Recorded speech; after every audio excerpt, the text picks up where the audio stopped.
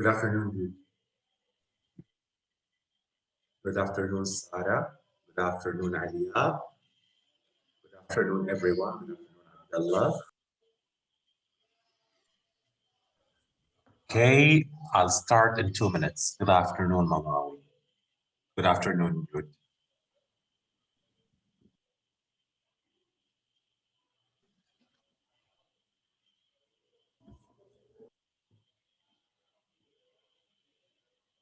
Good afternoon, everyone. Okay, now let's make a start.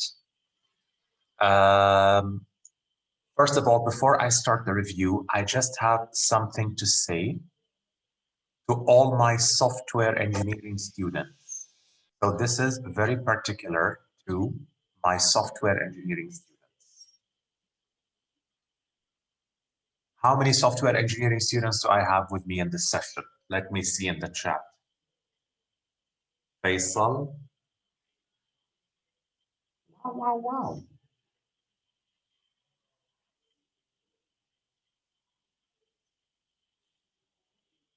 Excellent, excellent. So I have lots of you here. Okay. Now, I won't take 2 minutes.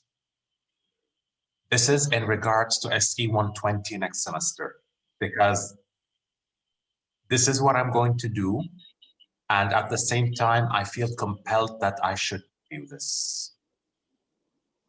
Now, this is to my software engineering students. For all the other dear students, the non-SE ones, you will be greatly missed. I wish I could continue with you next semester, but you are all going into your different paths.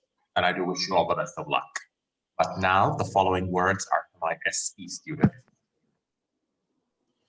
Next semester, you guys will be doing SE 120, which is Object-Oriented Programming 1, which is Java.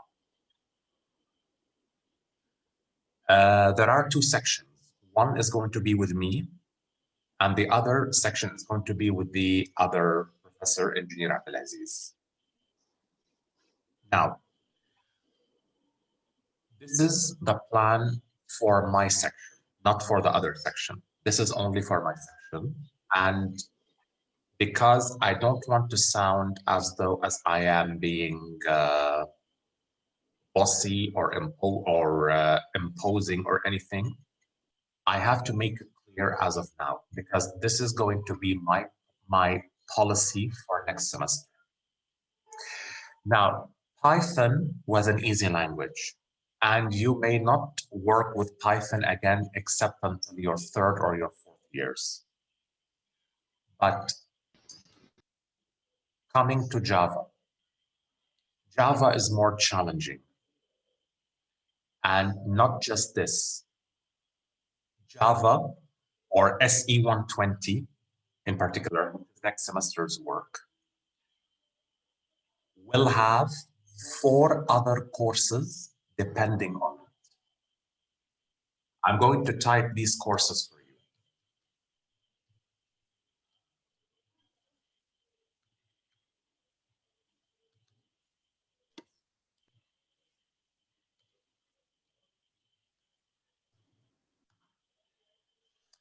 SE 201, SE 214, SE 220, and SE 314. SE 201 is Introduction to Software Engineering. SE 214 is Data Structures and Algorithms. SE 220 is Object-Oriented 2. So 3 courses during your second year, and a course in your third year called Operating Systems. These courses depend on SE 120. This is one major reason. The second major reason is Java is not as easy as Python. Java is challenging. The third reason, you guys are brighter than I anticipate. And I'm sure that even the non-SE students, this is now this point to everyone, not just to the SE students, and you are geared to do very well. But now back to my SE students. In order for you to do well, I want you to get the best return on investment. You are investing 95,000 riyals every year for quality education. And quality education can be anything except teaching via Zoom or teaching online. So we should thank God. We are very lucky to live in Saudi Arabia. They've been able to greatly control the spread of COVID-19. And now we have the vaccine. We have the vaccine available. As you may have seen yesterday, His Royal Highness, the Crown Prince, went live on TV and got vaccinated as a starting point to all of us getting vaccinated. So hopefully, I'm feeling a little more optimistic about the situation. Therefore, because of this, if you wish to register in my section next semester, this is what's going to happen. There will be no Zoom sessions. There will be no online sessions. You have to come to class and attendance will be taken. If I don't do this, I will be causing you great harm and I will feel very guilty about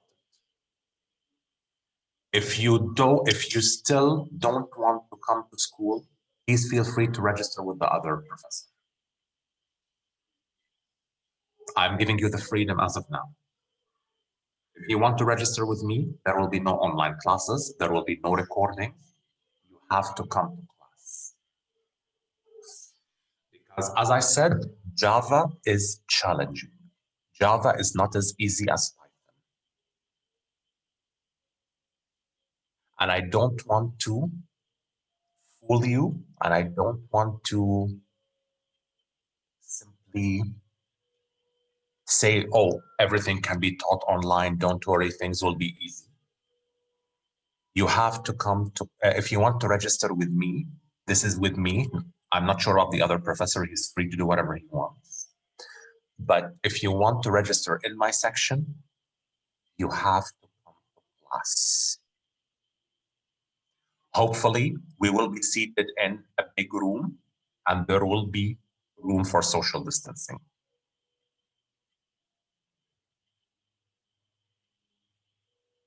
Once again, I'm saying next semester, SE 120 for SE students. All classes without exception will be physical and labs will be physical. There will be no online sessions. There will be attendance taken because Java is not as easy. I don't want to shock you with this. I don't want to shock you by this. I know some of you in between themselves may not feel very happy about what I'm saying right now. But if you're not happy about this, you can always go by all means and register with the other professor. But if you want to register with me, this is going to be the system. I hope what I said is not shocking or offensive to anyone.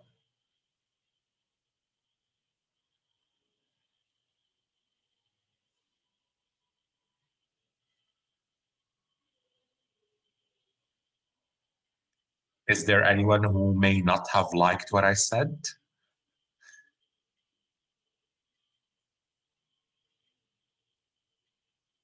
Why is everybody silent?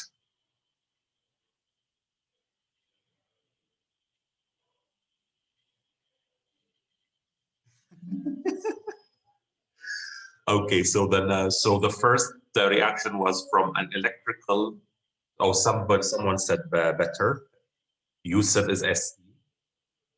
Abdelaziz understood can mean too many things. Kinda scared.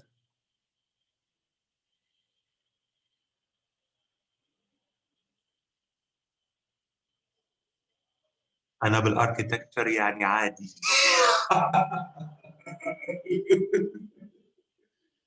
بلشوا يقطوا طلاب الان اس اي students. All right. Dania, are you software? Just asking. You are. Okay. So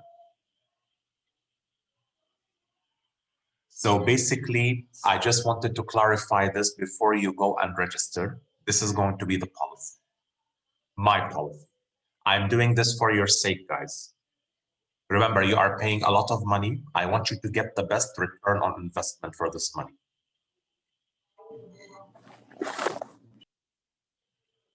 So I hope that you will not be sad or mad about what I said, but if I don't say this now, it can always be harder. Good decision, Daniel. It can always be harder to say this at the beginning of next semester. So I said to myself, I better say this now, just to make it easy for you to decide in which section you are going to register. Also, you will find out for yourselves, Java is not as easy as Python. Java is not as easy as Python. And one other thing, guys, when I start teaching Java next semester, I will be teaching you from scratch. Because for those who didn't get a hold of all the concepts in Python, you have another chance in Java. So please, if you happen to register in my section, whether by choice or if you were unlucky to be in my section, this is what's going to happen. And this is for your sake, guys. Now, you might have the following question in your mind. What if there was another lockdown? What if God forbid, la samahallah, what if there was another curfew? In this case, the choice is not ours. So yes, we will be continuing online in this case. But since everything is open and life is almost normal now, apart from traveling, obviously, so we can do anything we wish apart from traveling, then we will be having a physical class. For your sake, not my sake, for your sake. Any questions? Inshallah, Yusuf. And I'm very optimistic about it. I'm very, very, very optimistic. So let's all remember, we are lucky to live in this country because we are far more better than other places. Unfortunately, in a place like Jordan, we have 270,000 cases and students have been locked down at home, both schools and universities. In Europe, in the UK, in the US, in Canada. In Canada now we have almost 1 million cases and students are studying at home. So we are far more better than other places, whether in the region or Europe or in North America. So alhamdulillah that we live here. And we also need to regain our lives. And there is one other thing, guys. This is something that I should also tell you. Don't worry, I have a lot of time today and we will do lots of examples, but I have to clarify this because this is probably my last meeting with you for the exam. The other thing is, the first year of the university, is the most beautiful year, is the best year. And it's also a transition from high school to university life. And I don't want you to lose this opportunity. Come to campus, enjoy life on campus, try to make friends. And remember, if you come, yes, because basically you were at home for your high school and you were at home for the first semester. I want you to experience a little bit of first year because first year is the transition. University seriously begins at the second year. I don't want most of you to stay at home, experience nothing, And hopefully, when classes are officially physical next year, you will come and you will become shocked. So this is why I want to bring you to campus. I want to bring you to campus to enjoy the benefits of the first year. You should enjoy the benefits of the first year before you seriously start your sophomore year, which is your second year.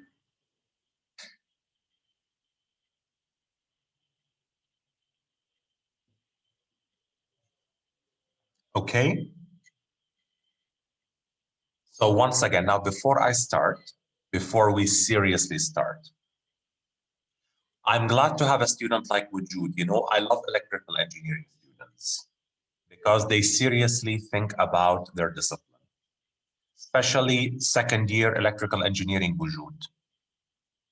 Make sure you attend the classes physically, I'm telling you. When you start especially your 207 Foundations of Electrical Engineering, don't even attend online. Even if an online class was offered, attend physically, because this is the most important course. Okay, now exam, what you're here for.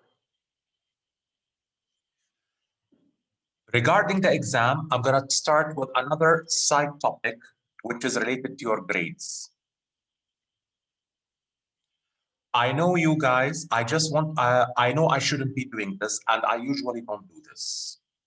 But I understand it was hard for everybody. I understand it had been hard for everybody. And I understand that it was not the best semester ever. Therefore, I decided to do the following. For all the people who attended both the first and the second midterm. So most of you attended both exams. Most of you attended both exams.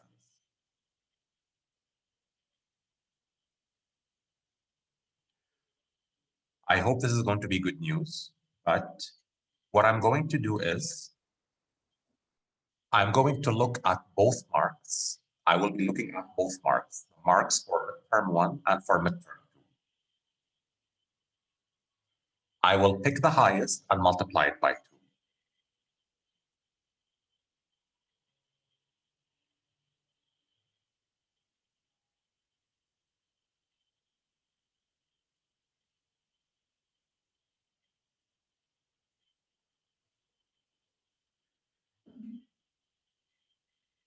This is the first thing.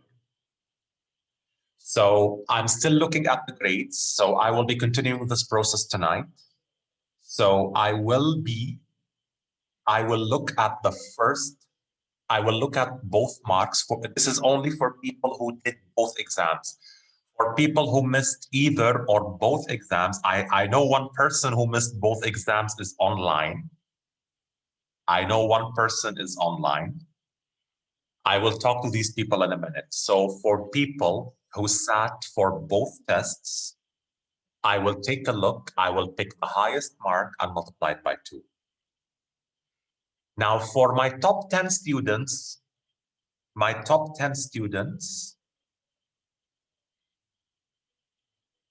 for example, I have one of them just right in front of me. And actually, he's one of my, I don't like to use the word favorite students, but he is one of my highly respected students.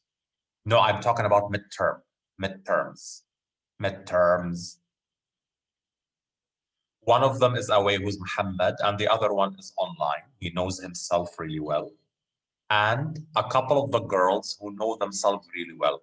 Obviously, for these people, they almost got full marks. So basically, I'm just going to pick one test at random for you guys.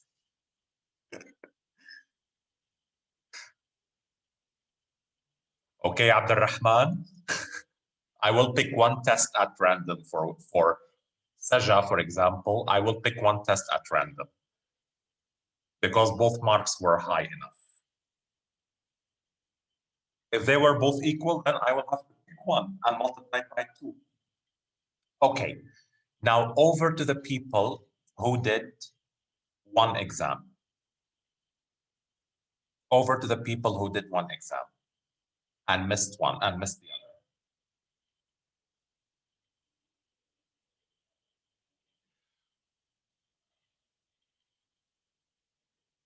I don't know if you did hear this at the beginning of the course, but I did say something, and it was stated on the course policy that if you miss one assessment, the marks of this assessment will be carried over to the next assessment.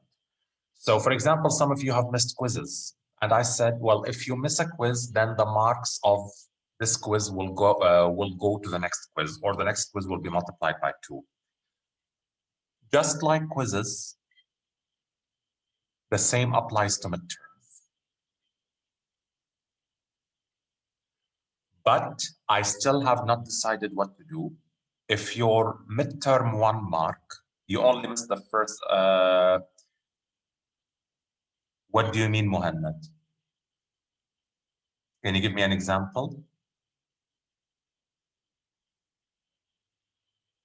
You missed quiz 5. Did you write quiz 4? Okay, then in your case, I will consider quiz 4 to be quiz 5.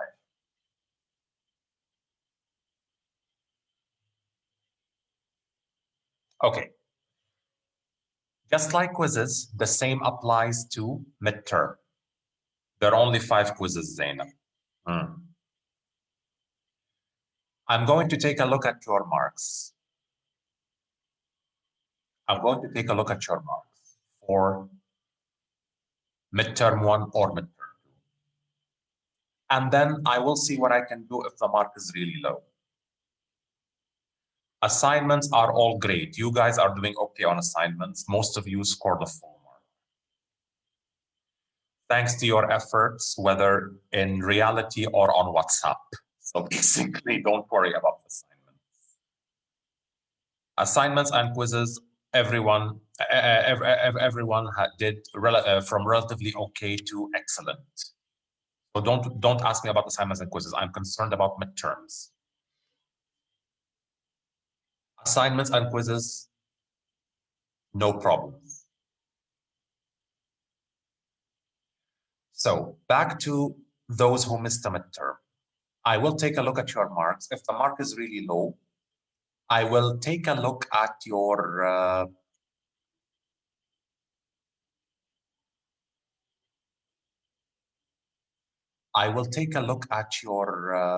assignments and quizzes,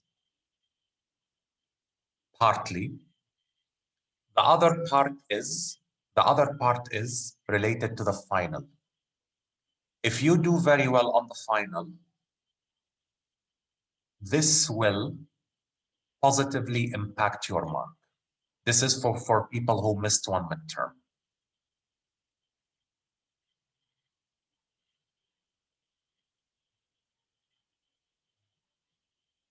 So for the people who missed one midterm, your chance is in tomorrow's exam. And if you are attending online now, this is going to be extremely helpful. This session is going to be extremely helpful to you because I will be releasing bits of 24K gold in a minute. Now, I have one person from both out of the 2 sections. He knows himself really well. This person missed both exams.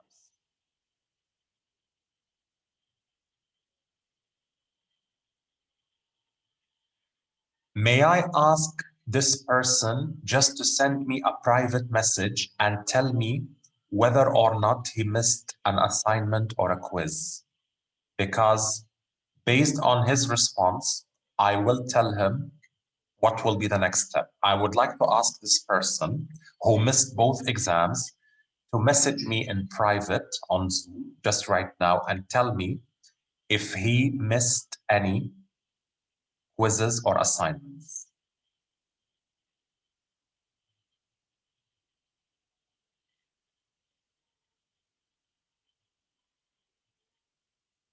Which, okay, can you tell me which quiz did you miss? Okay, did you do quiz 5? Okay, did you submit all assignments?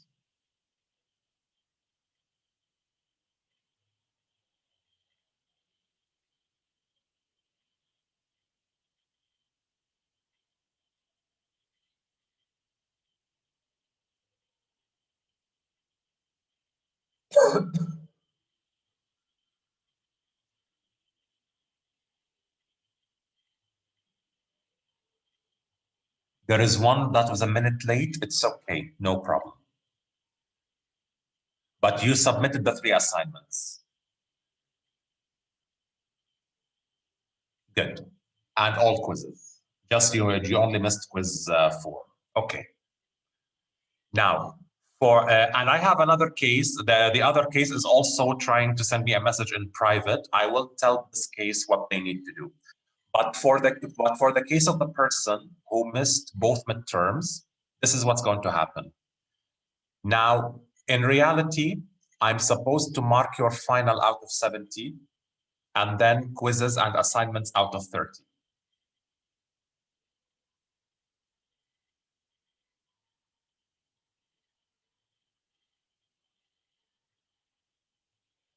For this person's case, the one who missed both midterms, this is going to be your assessment.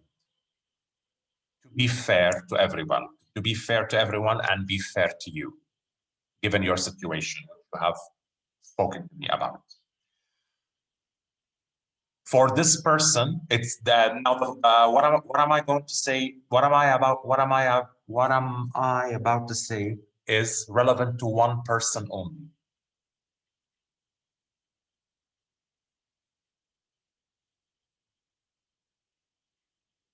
For this person, your final will be marked out of 50,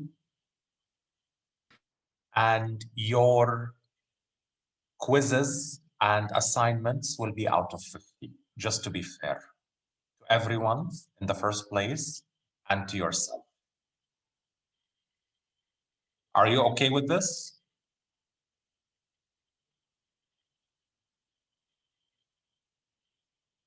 Please reply in a private message. Are you okay with this?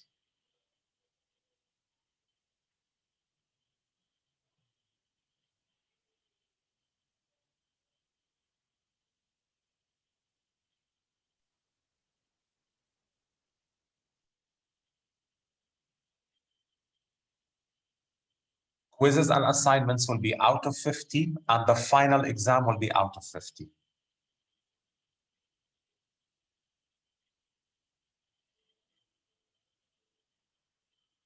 No, this is not for you, Yusuf. It's for a specific person. This doesn't apply to you.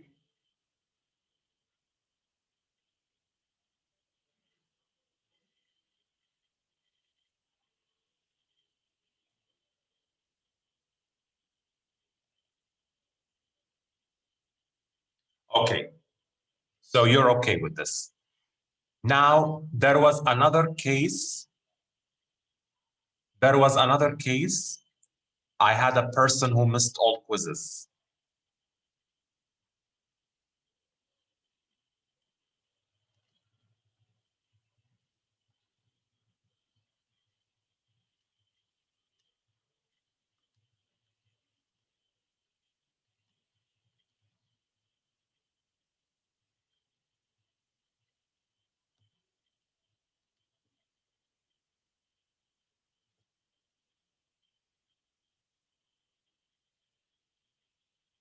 Okay, so for the person who missed all the quizzes,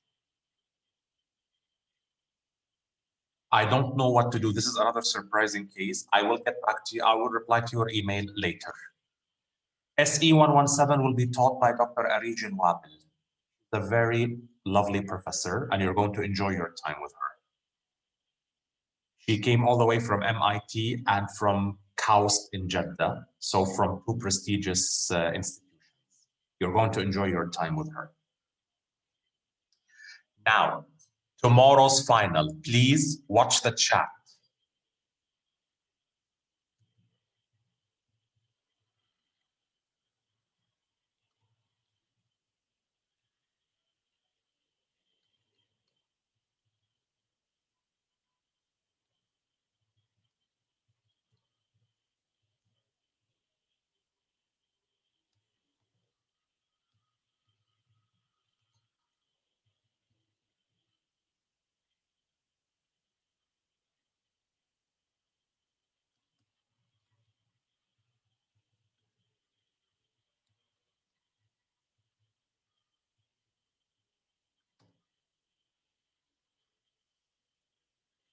25 multiple choice questions, 2 trace the output questions, and 5 coding problems.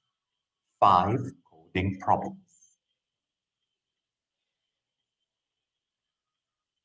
Duration of the test will be 2.5 hours.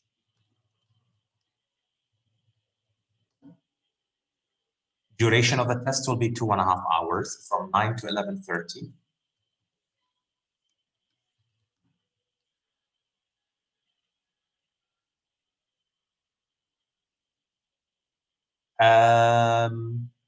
Masha'al, the answer to your question is, I still have not determined the marks, but I would say 60 to 65% of the mark will be on coding, and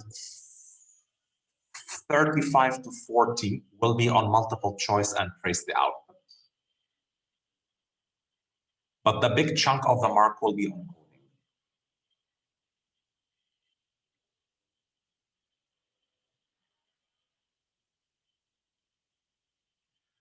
Unfortunately, yes, Saud, it will be paper-based.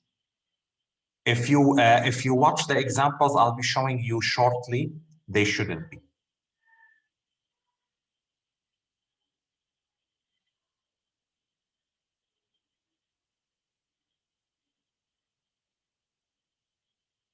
Okay.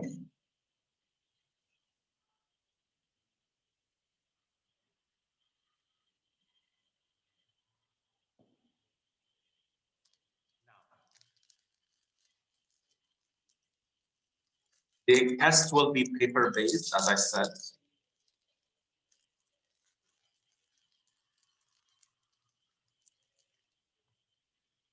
And at the same time,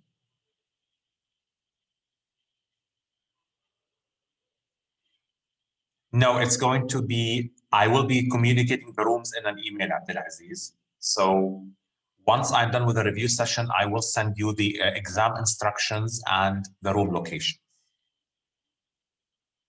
So don't worry about it.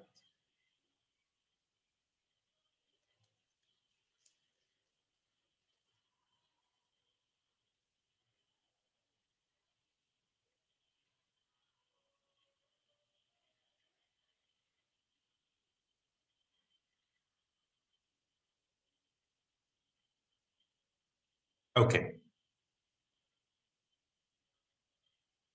I will. Now, speaking of recordings, the recordings for your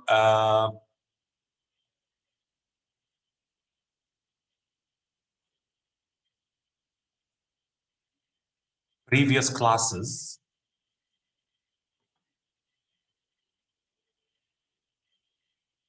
unfortunately, I couldn't add them on Moodle because basically the size was larger than expected.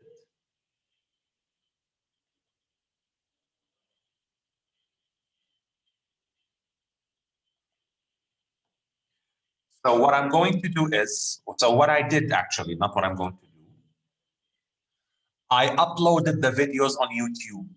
I uploaded the videos on YouTube.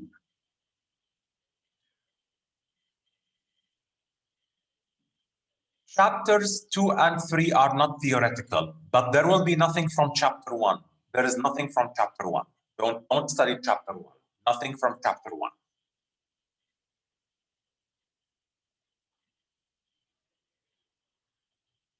So this is what I'm going to do.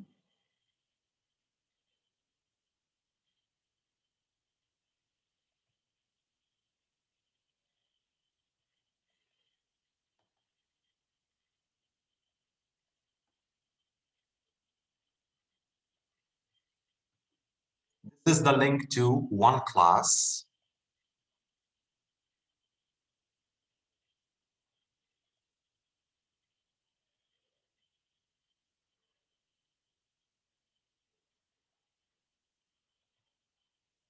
This is the link to the second class. And this is the link to the third class.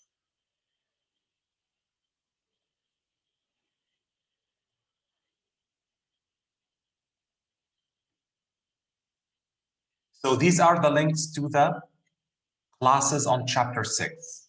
The slides have been uploaded. So I had to think about a solution to share the videos. So I thought the best thing to do was to share them on YouTube. So the class videos are available on YouTube, and the links are already on the.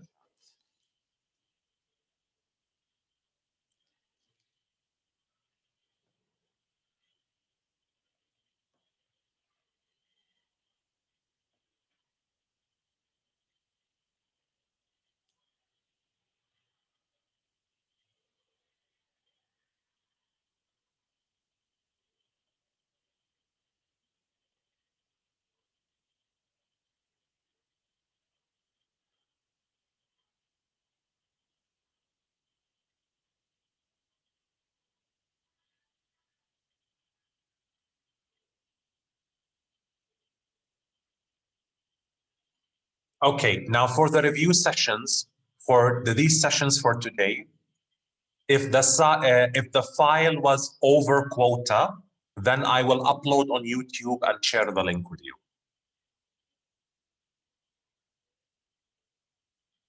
So do not forget, the classes that you've asked me for are on YouTube. I've already shared the links. And most likely I will share the link of this review class on YouTube.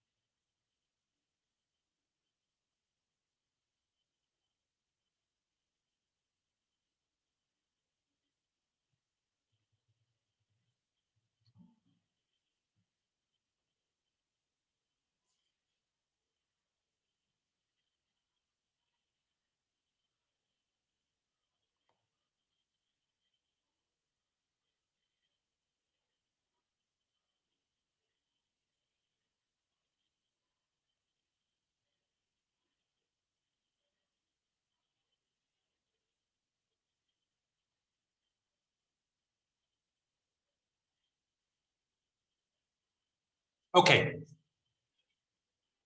Can you all see my Eclipse screen?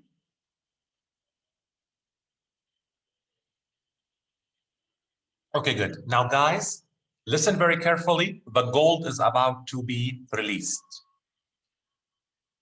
As I said, there will be 5 coding problems. There will be 5 coding problems.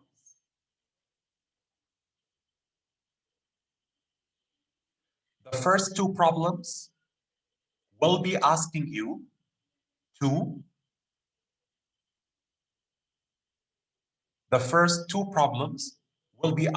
to write functions only. So when I say write a function,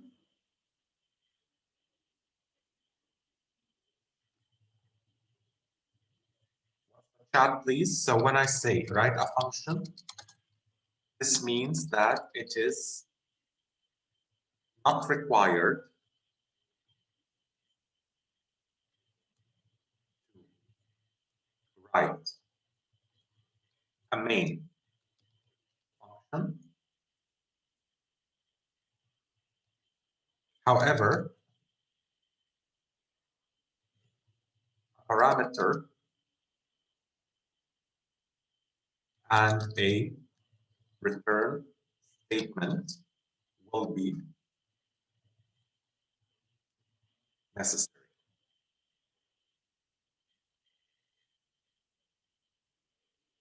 Okay, this is the first point. The coding questions that will be in this session will be close to the real exam problems by over 85%. Please watch and understand carefully.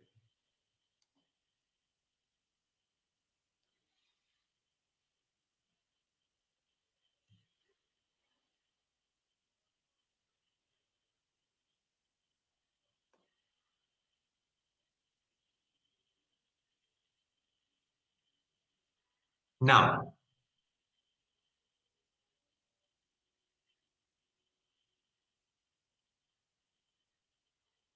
so for the function questions, names of parameters and arguments will be provided.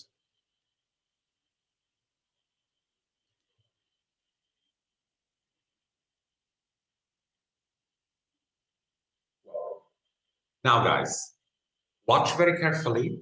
Let's take a look at this problem.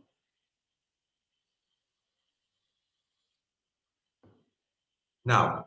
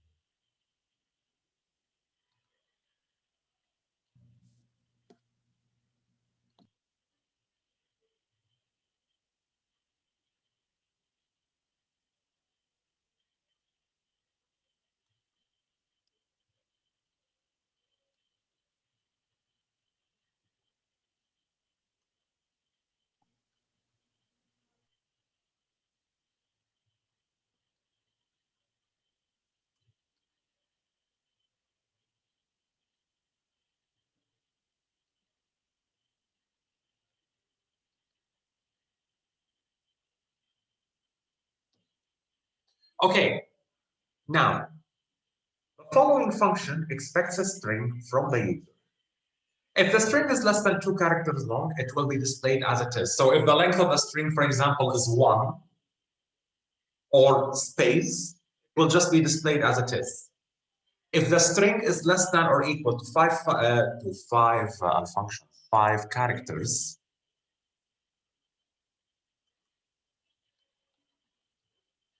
only the first 2 characters will be displayed. Otherwise, the first 2 characters concatenated with the last 2 characters will be displayed. Now, DEF, I decided to call the function both ends of str1. Remember the first condition. If len of str1 is less than 2, return space, or just return everything as it is.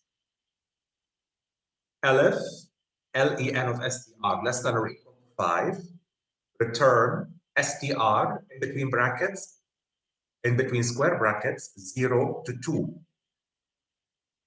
Can someone remind me what this line means here? What this line means here?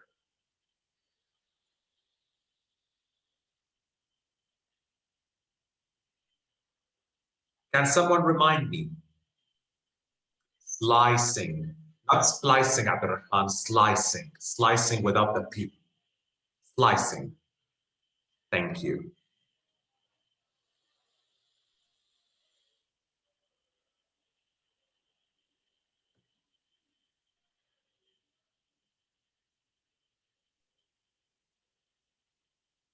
Thank you, Uju. Thank you, Alia. Very good. Now, otherwise, I'm going to return. Now, note that the final return statement is at the same level of if and elif. The 2 return statements are inside if and inside elif. So basically, the return statement here has more than one state or more than one condition.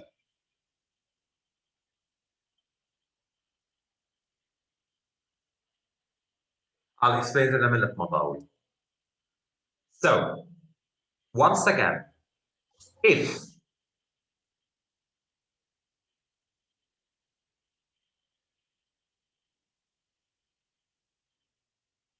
len of str1 is less than 2, return the character as it is.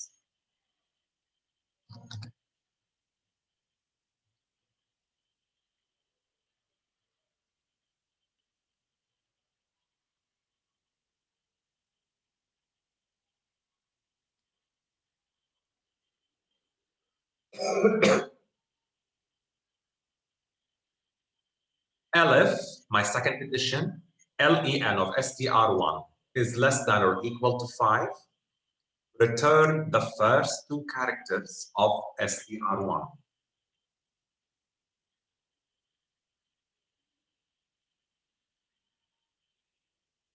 If neither of these conditions work, this is my default case. Return str1 from 0 to 2 plus str1. Now, what does this one mean? Can someone explain to me this part? What does this one mean?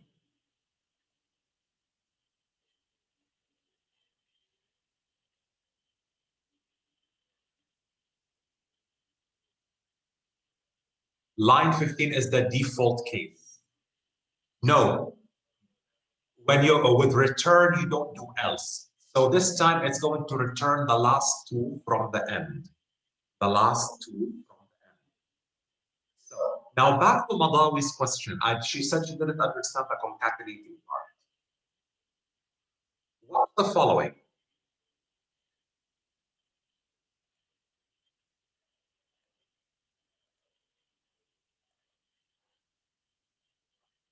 Now I have the following string.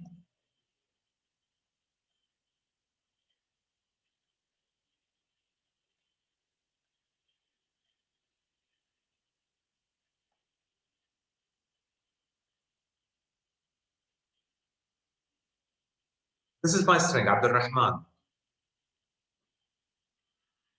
Now, what's the length of Abdul Rahman? Let's count together. 1, 2, 3, 4, 5, 6, 7, 8, 9, 10, 11. Is 11 less than 2? The answer is no. Is 11 less than or equal to 5? The answer is no. Therefore, the default case applies.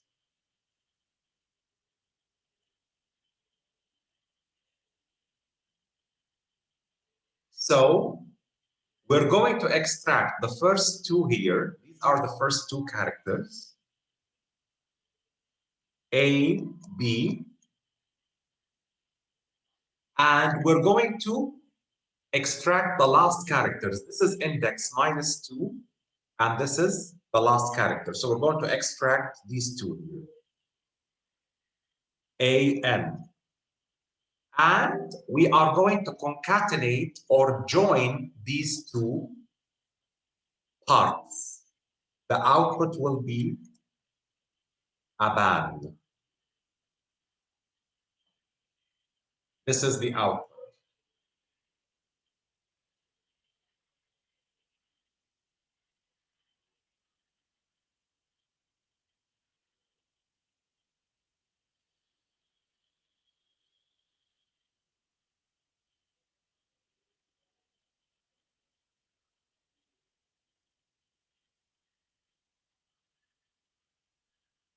No, only the one that's related to the condition.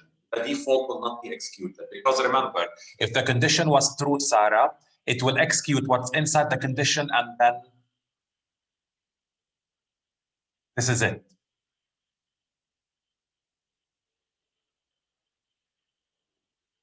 Madawi, did you understand what we were concatenating? Did you understand the concatenating part? Welcome. Okay, so back to the program now. Back to the program.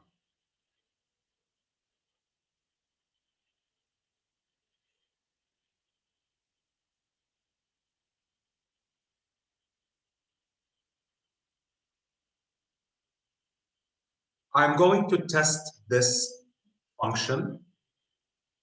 So print both ends, and what's my argument? Basil. What's the length of Basil? 5. So which case applies? Which condition applies? 2. The second, oh, sorry, you meant the second condition. So the second condition. So what will be the output here? The output will be what? BA only.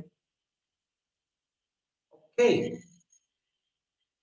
The second string here is my favorite person in class, Nasser.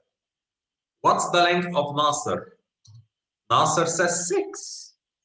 So which return is going to apply, Nasser? Which return is going to apply? The default one.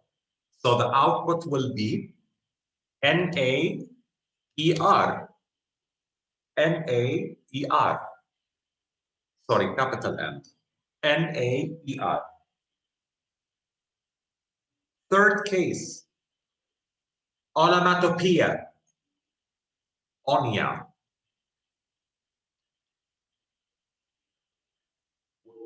With a capital O, Nasser. Be careful.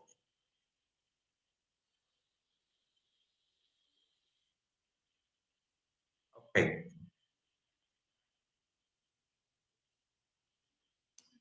What about high?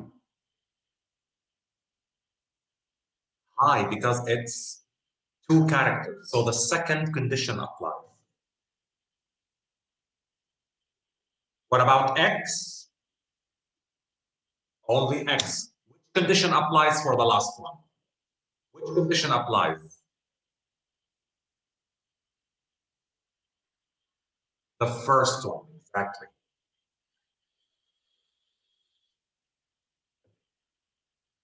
So, yes, Mashal.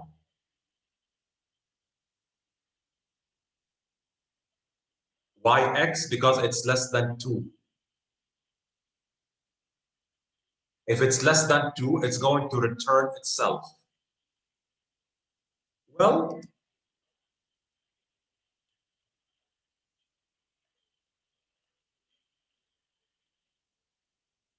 you can also use this if you want to. Let me now save and run.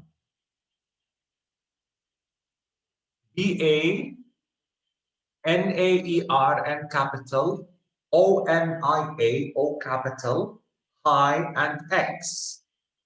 So this is the correct output.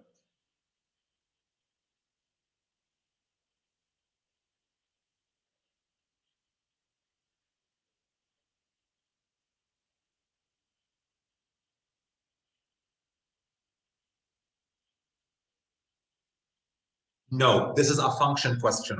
So no need to define a main.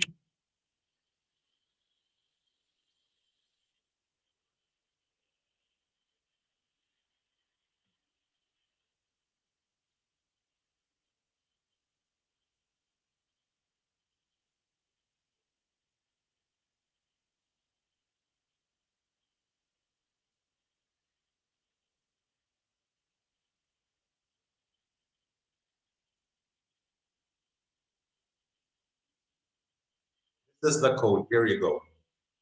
This is the code.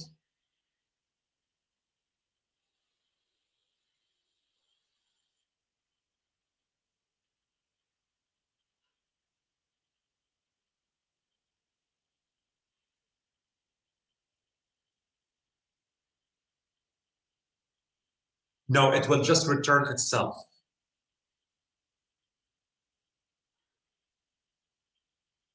But just to make it easy, I decided to put return str1, just return the same value. Because if I do this, here we go. I'm just going to return it back.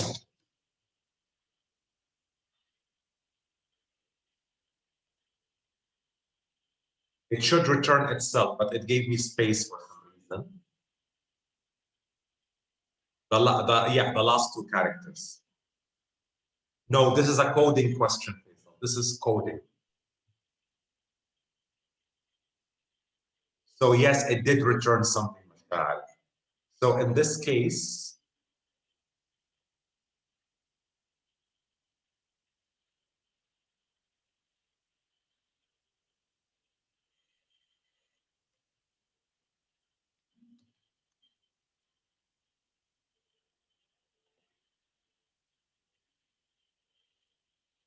of course, I will.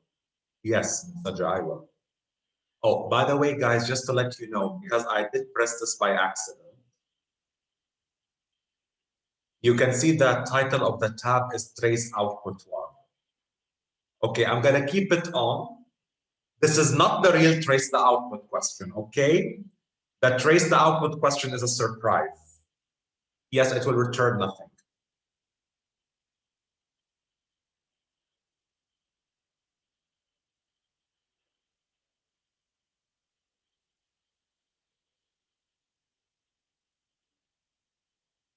Okay.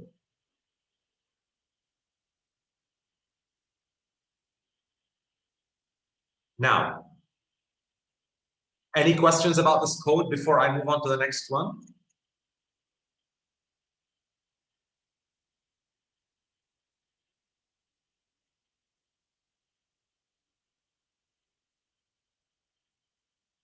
Welcome, Sarah.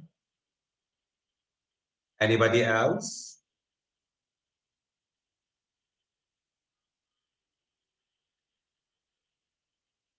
Okay. Now,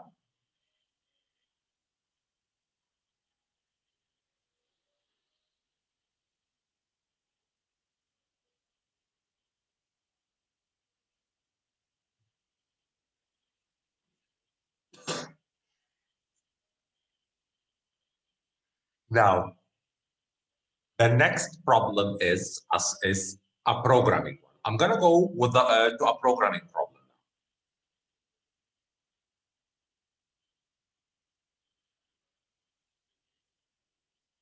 Okay.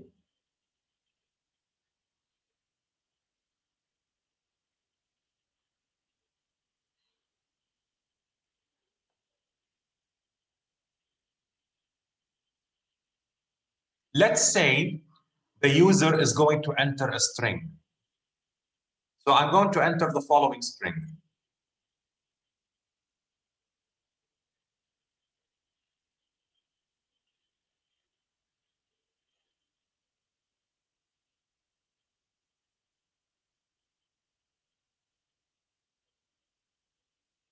This is my input.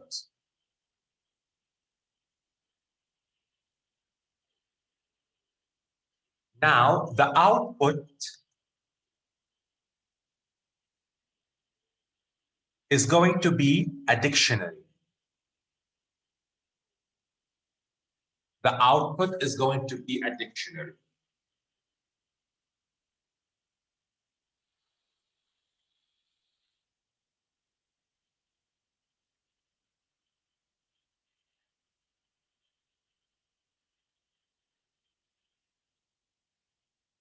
Basically, what will the dictionary have? Now, Python is fun.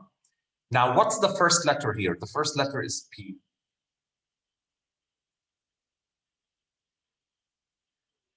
How many P's do I have in the string? How many P's do I have in the string?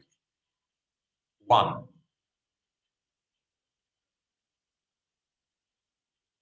How many Y's? One. How many T's? One. And so on. Okay. How many spaces do I have? How many spaces? Two. This is zero. Pay. Count well. This is one space, and this is a second space. Two spaces.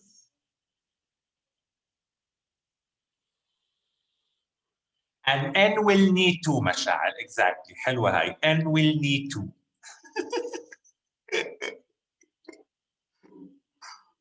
Wallah, I'm going to miss you in my classes, مشاعل. Really, I'm going to miss you.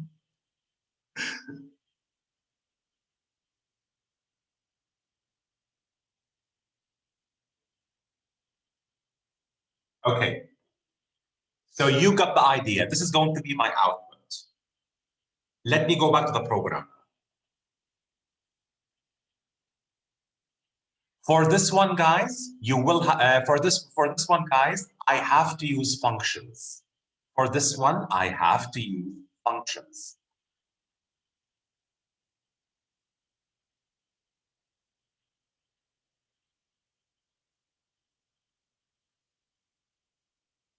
For this one, I have to use functions.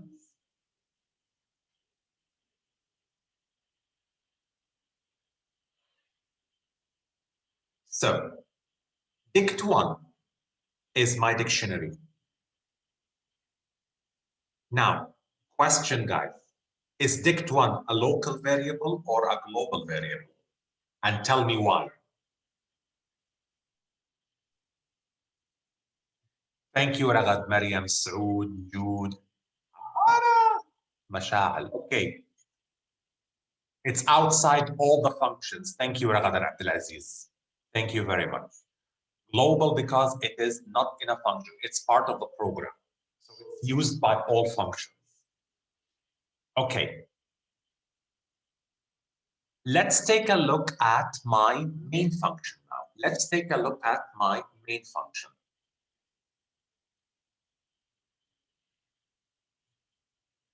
str_n is going to be equal to input, enter a string.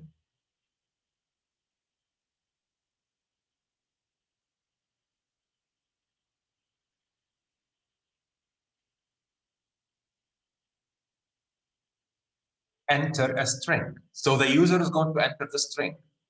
Next, I'm going to create a variable, car_frequency.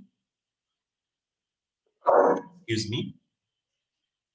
The only place where I can sneeze comfortably is home and in a room on my own. So Sorry for you having to overhear my sneezing. So car underscore frequency is equal to C underscore frequency, and I have an argument, which is my string. I have an argument, which is my string. يرحمنا ويرحمكم يا رب.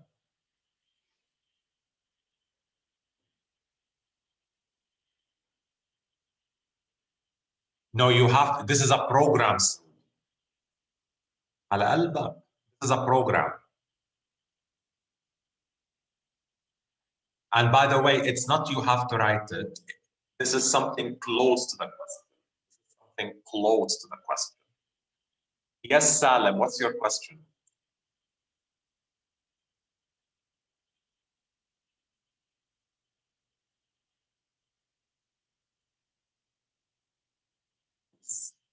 Okay. So this is a function named C underscore freak, or freak. I want to say freak. And the argument is going to be str underscore in. And next I'm going to print car underscore friend. Here, this part of the program, the dictionary of characters will be displayed.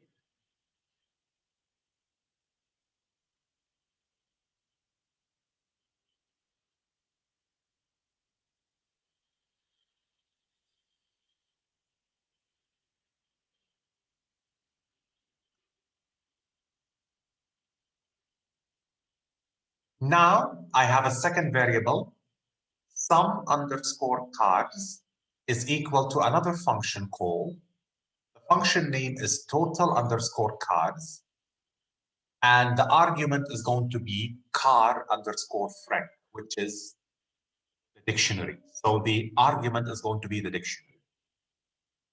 And this is going to print the total number of characters in the string. Now, in this question,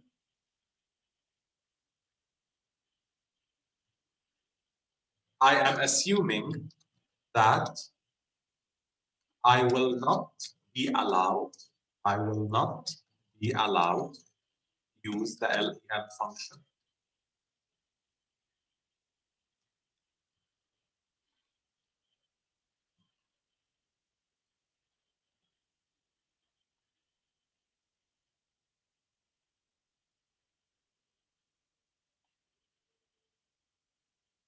Okay. So let's take a look at the function cfrec, where str1 is my parameter. I'm going to start off with a loop.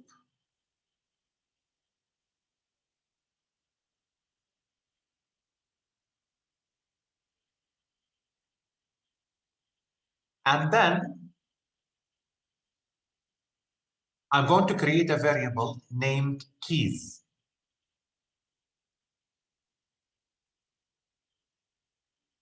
And dict1.keys. So basically all the keys will be assigned to this variable. If the character is in keys, simply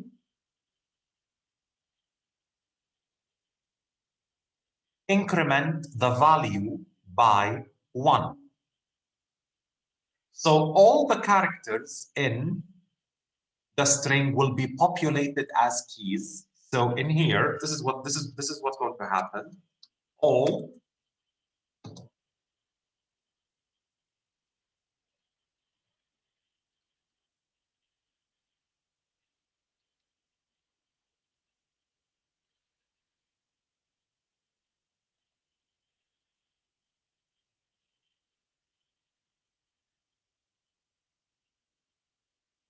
All characters will be populated as keys.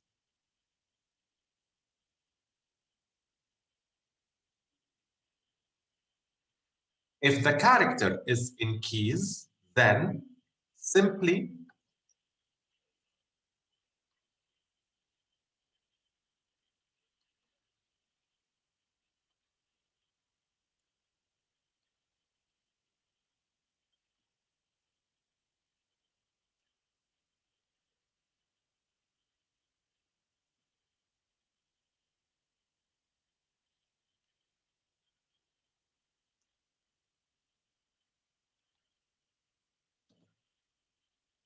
Every time I come across this character, let's say, for example, E was there for 2 times. So E will be 1 and then incremented by 1 and it will become 2. Otherwise, keep it as 1 and then return the dictionary. Now remember something. Remember the rule that I taught you in chapter 9.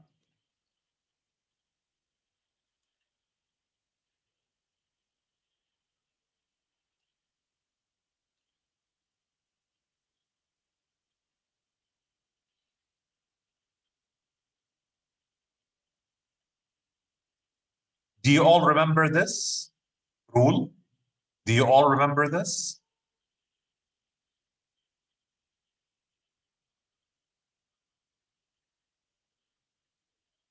This is how it's applied. This is how it's applied.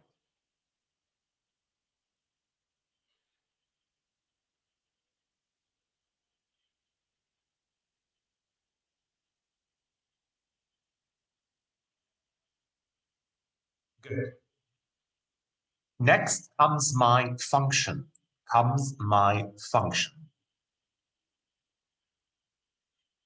Total underscore cars. And I'm going to have the following parameter, which is C underscore F. Inside the function, I'm going to create a variable named someone and assign a value of 0 to it. Now, someone, is this a local or a global variable? Local. Do not forget.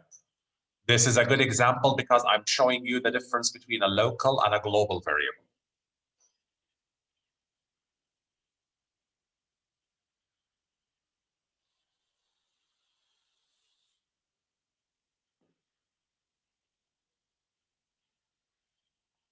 Now, for I in C underscore F dot values. Now, why this? Look at the argument, guys. The argument in the main function is the dictionary. This is the dictionary.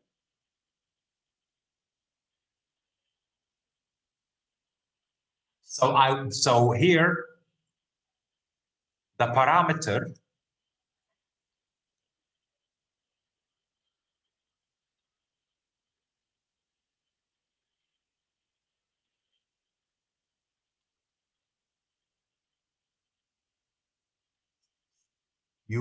I'm sorry, substituted with the dictionary.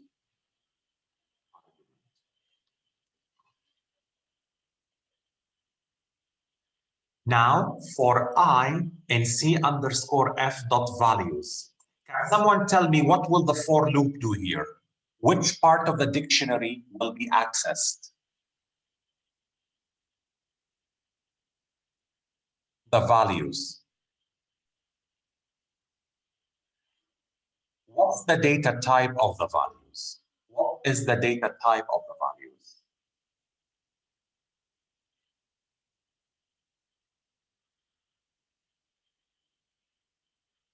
Integer. Sarah, the key is the string. Integer.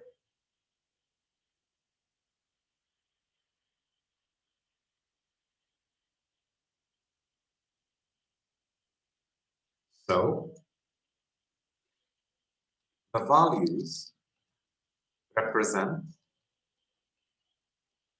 the count of each character. Exactly. Yes, very good.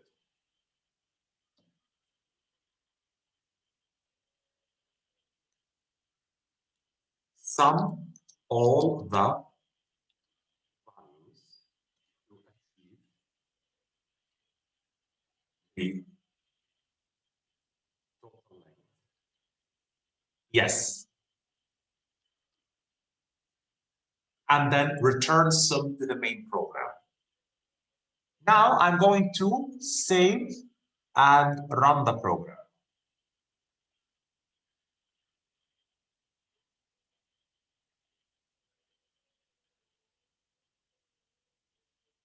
because I don't want you to use len.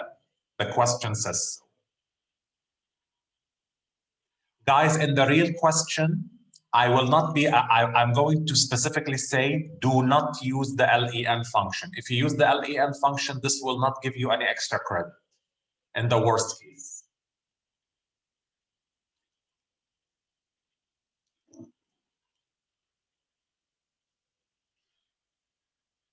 So let's take a look and let's run the program.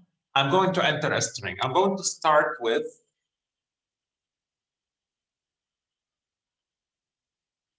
a very small string.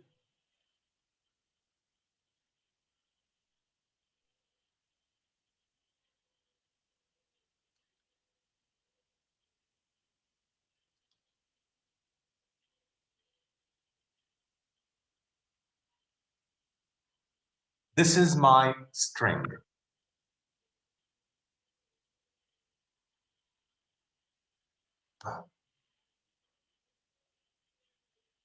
Take a look at the output. 1U, 1N, 1I, 1U, 2N's, 2I's, 1T, 1E, 2D's, 1 space, 1K, 1G, 1O, 1N.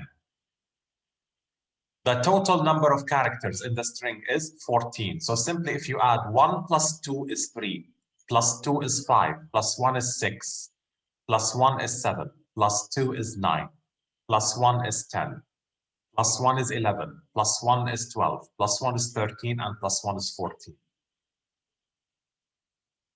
Yes, the characters in the string, not in the word. The characters in the string, and a space can be a character in the string.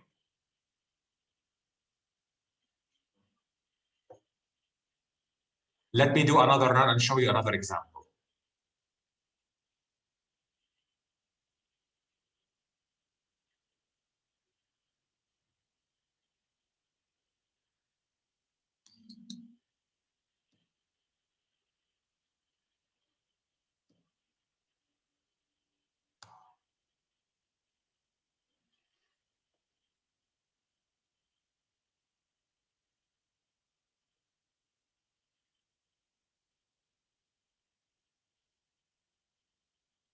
Can you see the results for yourself?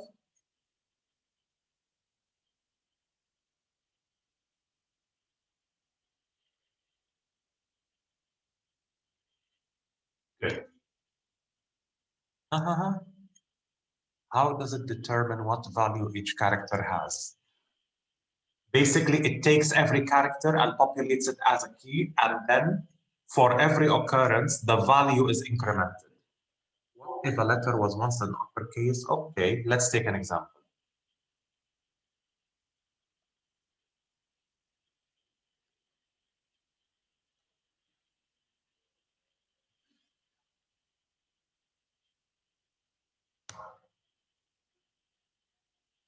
Can you see the results, Saja?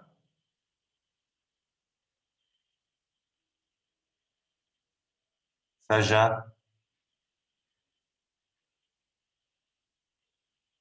Why do you think I got this result? What's the reason? Go back to chapter 2 and tell me why. Why did I get this result? ASCII code, exactly, Saja. Different ASCII codes.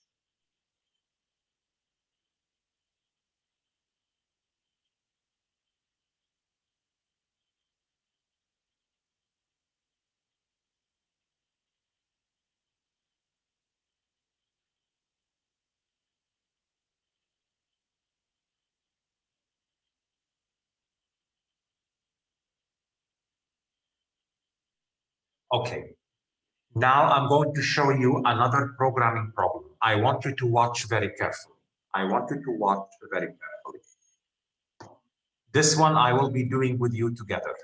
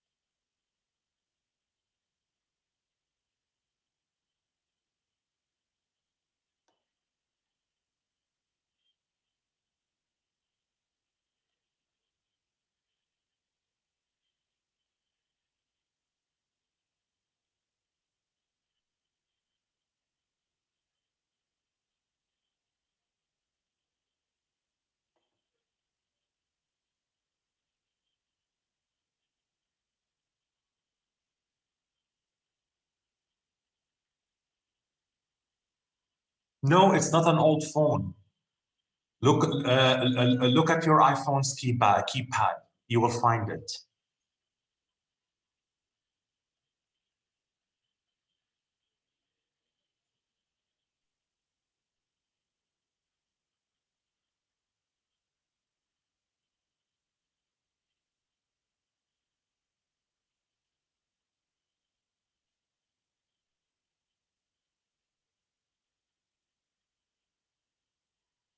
No, it's the keypad.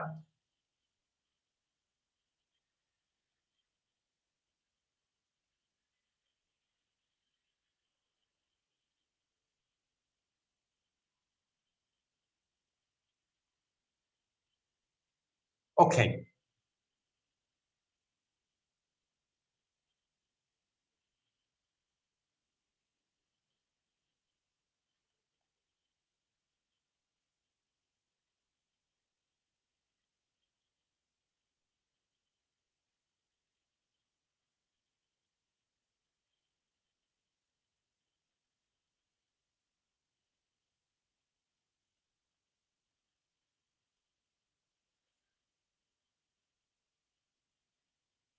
Now, for those of you who have been to the UK, to the United States, or to Canada, I'm sure you have seen numbers like 1-800,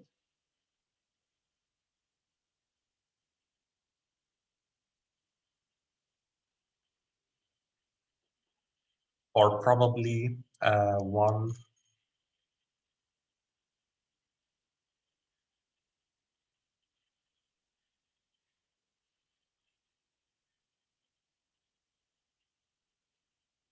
Do you all recall these? Do you all recall those TV advertisements or web advertisements that would advertise a number like this? You all do.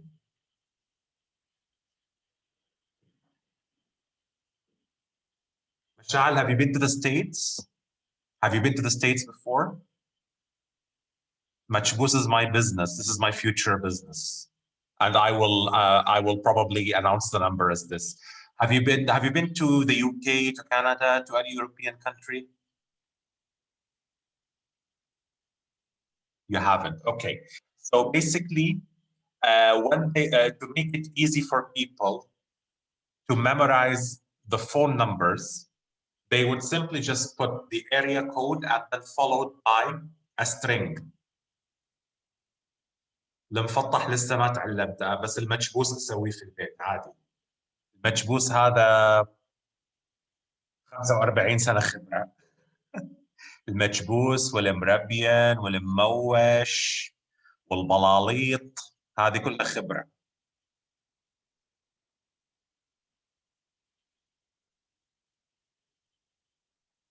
بس نتعلم المفطح مو مشكله. So back to the problem. Basically, these are the phone numbers. Mansef. طبعا, of course I know how to make it. I'll invite you one day. أكيد. بس بالنسبة لي المكبوس أحلى. أنا بحبها أكثر. Okay. Now,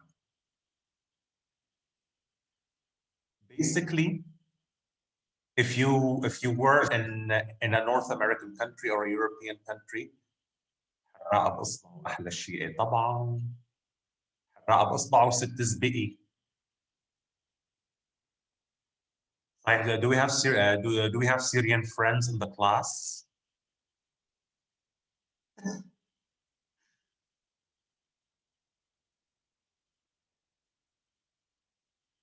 So, the program is going to take this number as an input, for example. But actually, it's not the one. I'm just going to stick to the first three just for the area code. As you can see, the first three characters are numbers.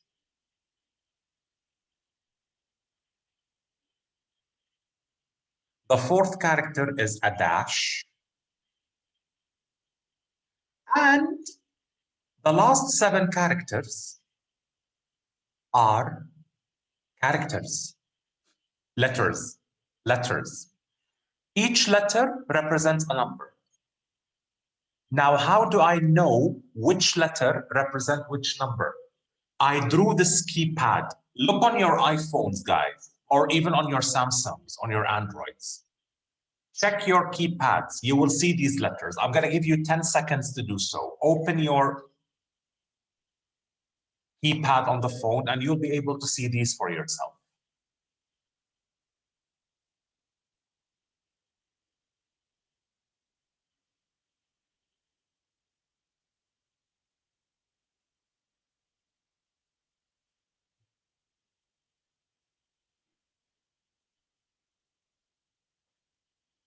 You can see it. Okay.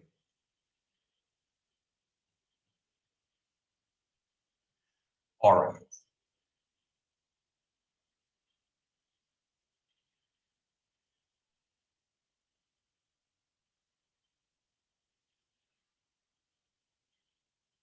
Good.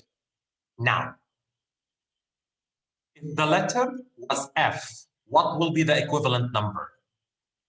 The equivalent number will be 3. L, 5. Exactly, Modi. Thank you. So my program is going to display this output.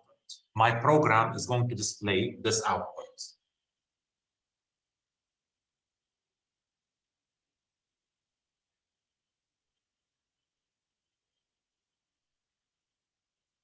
Now,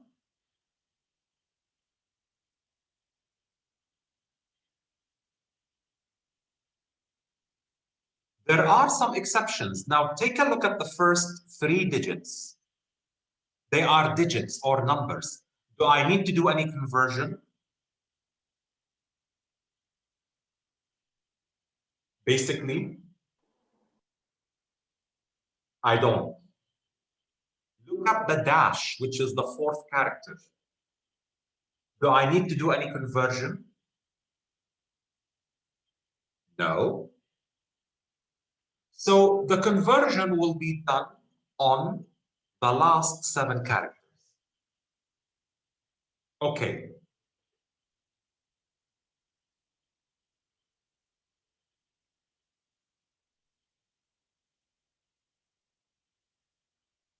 Also, I have to make sure that all letters are uppercase letters.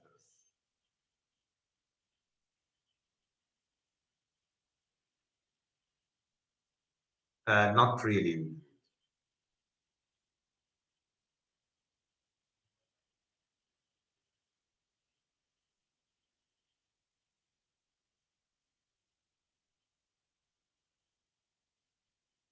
All letters are uppercase letters.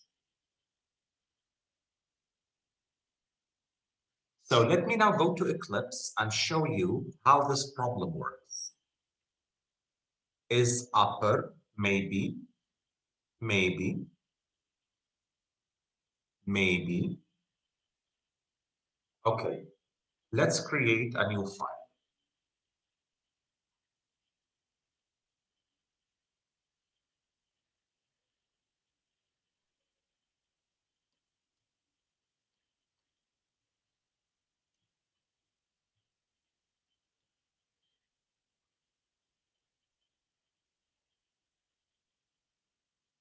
Yes, Sajid, very good.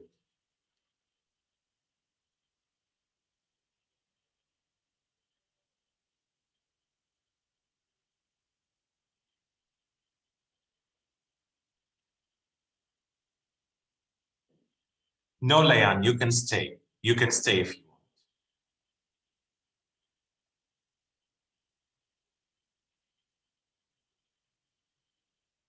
want. Okay. First of all, I'm going to start with defining a function called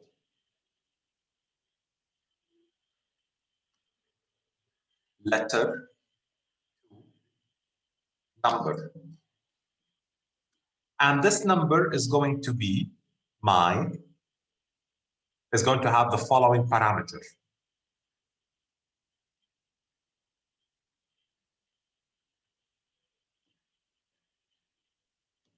enum.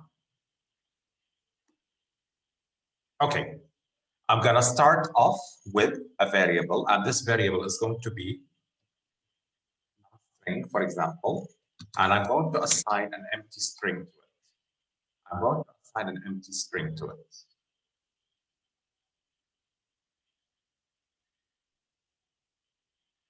Okay. Next, watch the following. If num string of I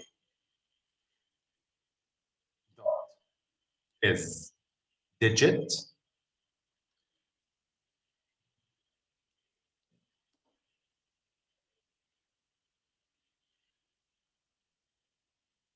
sorry, p underscore num of I. It's p underscore num of I.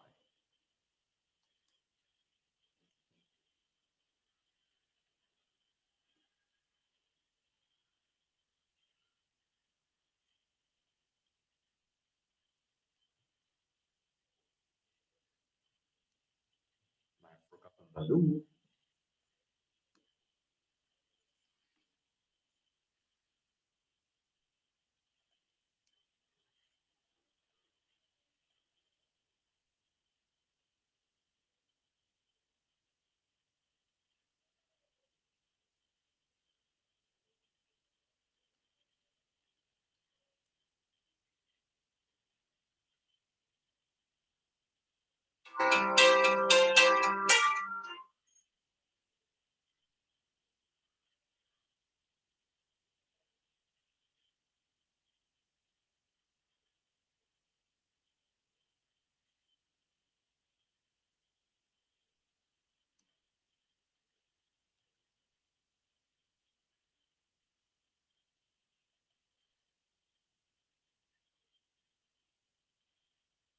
So this is my first condition.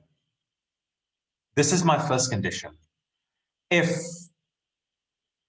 the character in the string is a digit, simply append it or concatenate it with num string, which is my empty string. Elif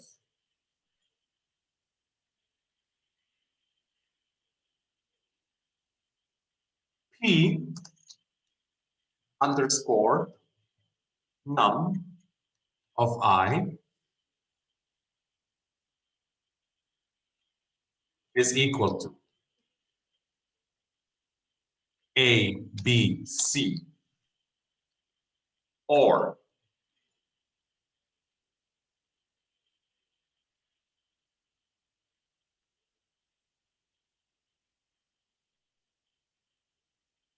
sorry, you don't understand line 10? Okay, this is my empty string here. If the character is a number or is a digit, simply add it. Add it to this string. So it will be the first thing in the string here. Okay.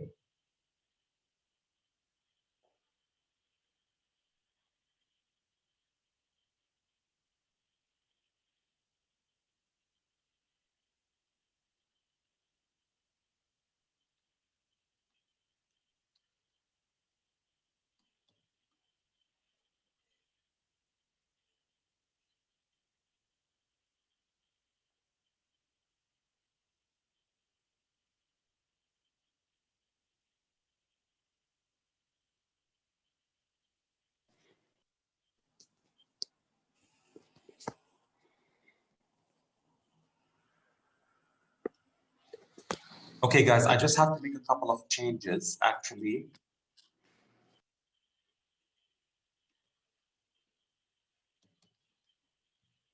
Just to make it easier for you.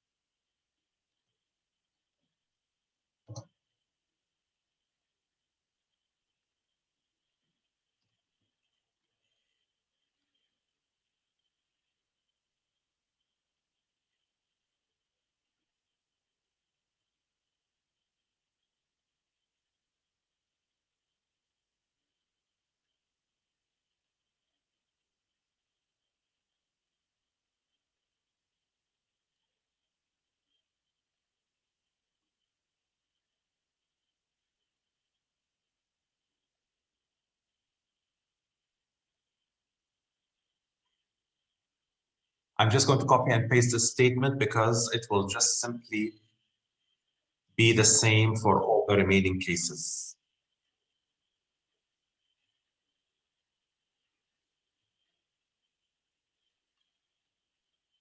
So 1, 2, 3, 4, 5, 6, 7, 8, and 9. So I'm going to need one for 2. I'm going to change this to DEF. I'm going to replace 2 with 3, and then GHI. This is on my keypad, guys. I'll be replacing this with 4, and then JKL. Yes, it is paper-based.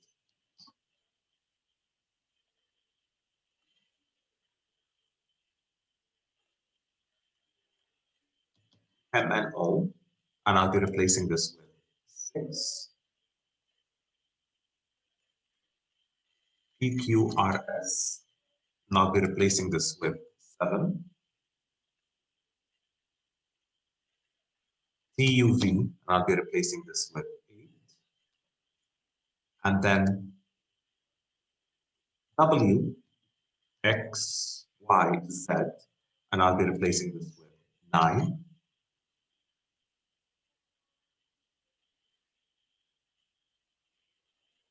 And my last case is going to be an else. P num I is a dash.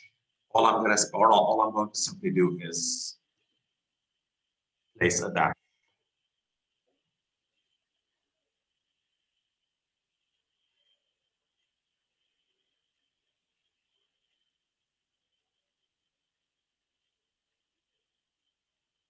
And all I'm going to do then is return numString.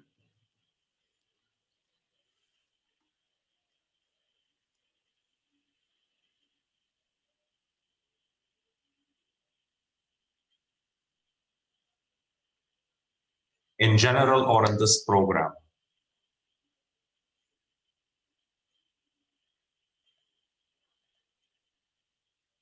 Okay.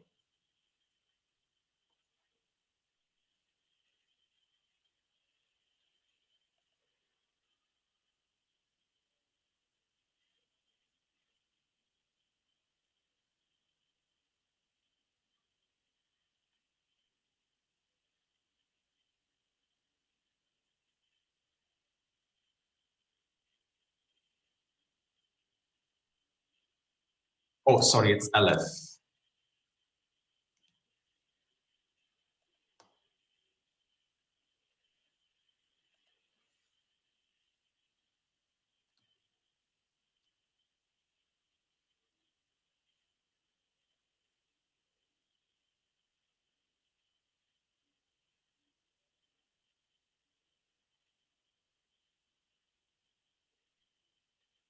I don't think we even need it.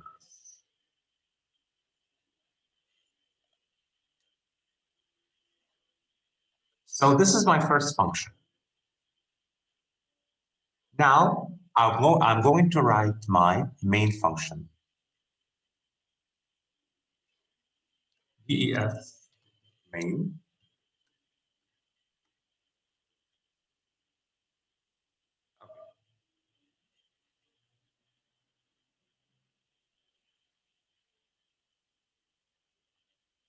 I'm not giving any questions. I'm just describing a case here. While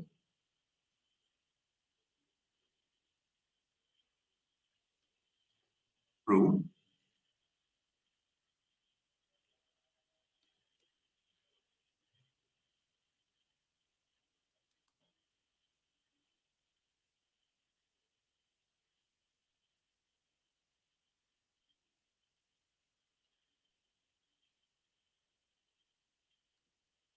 phone number is going to be equal to input. Please enter a coded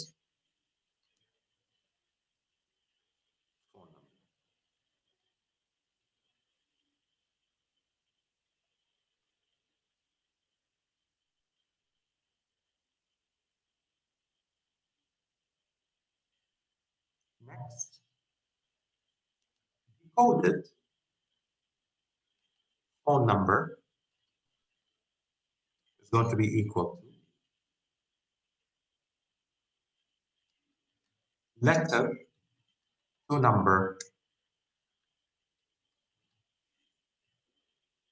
of phone number.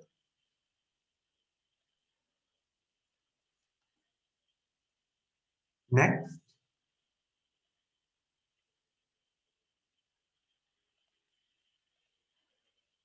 print the actual phone number is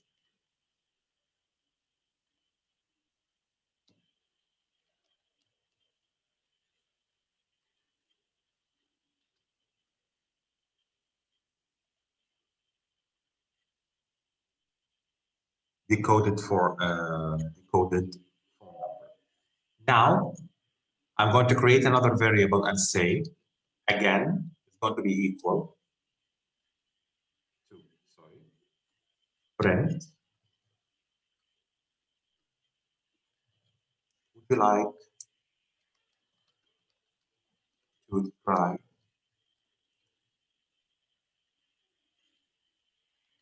another number?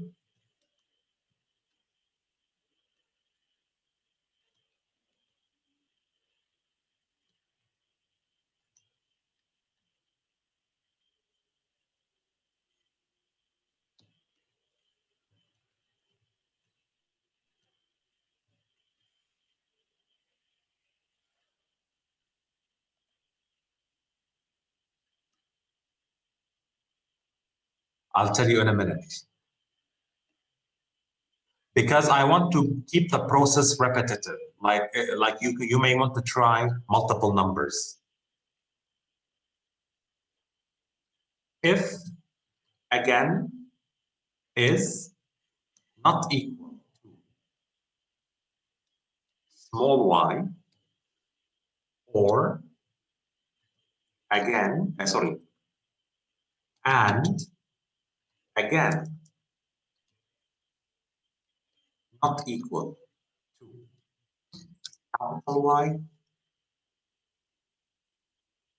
Yes, it's just for repetition.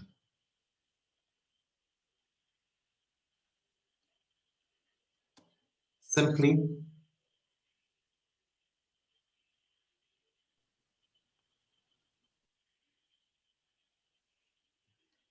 break. You all remember what break does. Break breaks a loop, or breaks a while loop, or a for loop.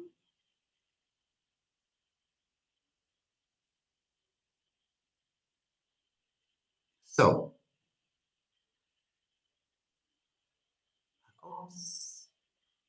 I'm in Java mode. I'm sorry, guys.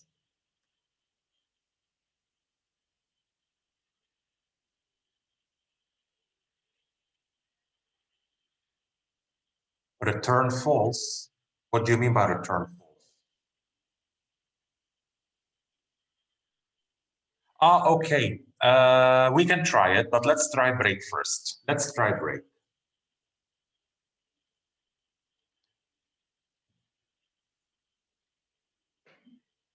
So this is my code. Let me first save it.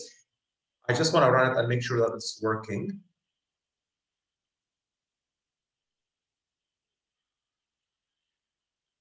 Oh, sorry, it's input.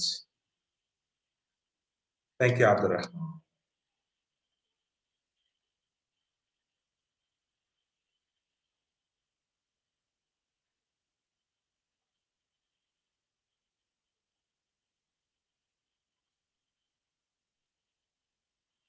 Okay, I'm going to enter a phone number 011 dash my favorite number.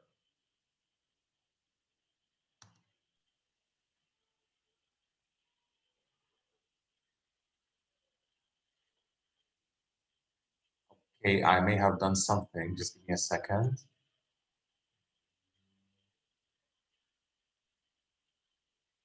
Yeah, let me just go back to the code.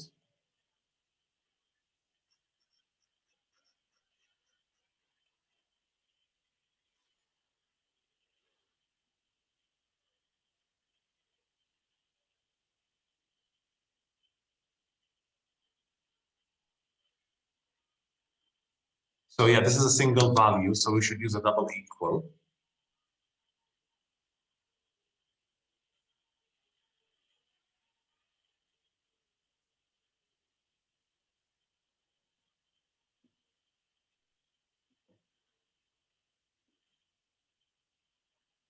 And think of them Java, so no need for the brackets here.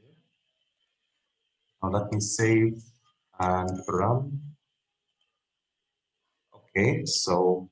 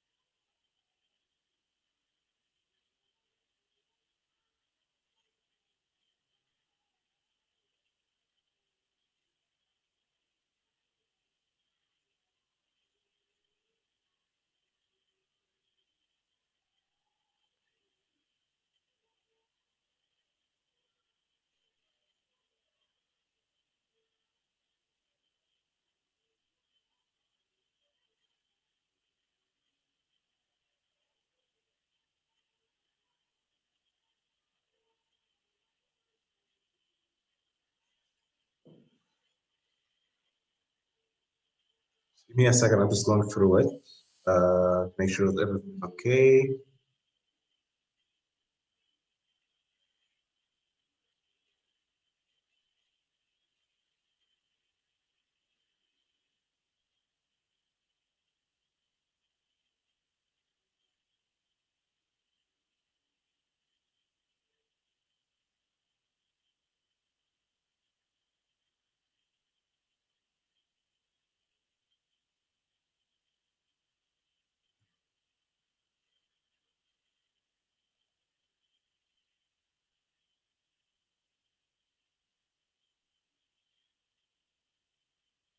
Yeah, I know what you're I know what you're trying to say, but I just want to try a few things first. So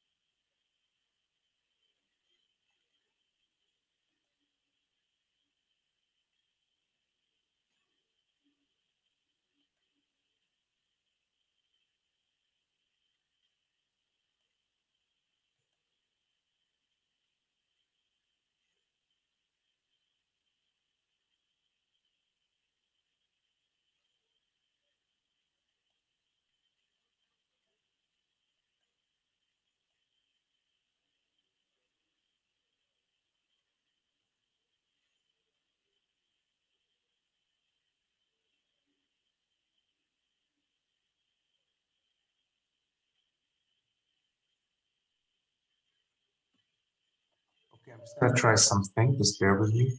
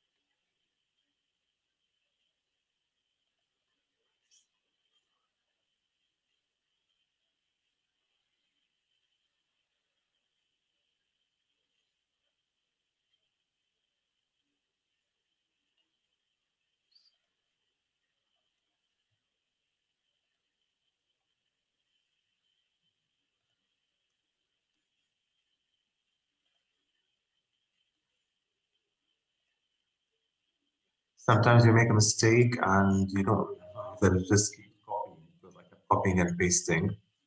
Like when you're quick, sometimes you end up finding mistakes.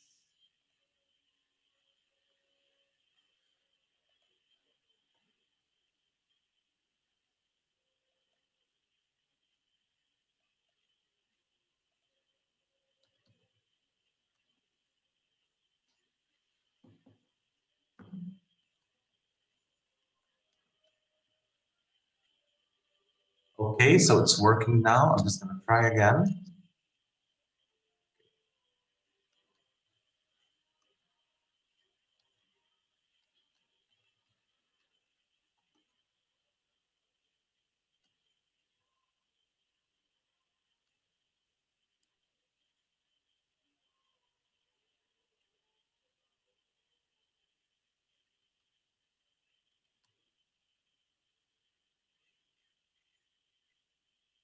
Okay. Now, can you see the output? Can you look at the last case I did?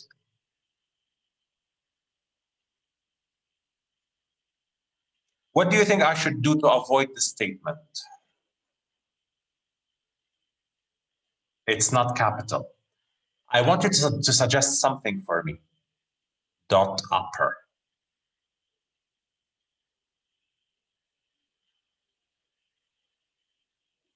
Okay.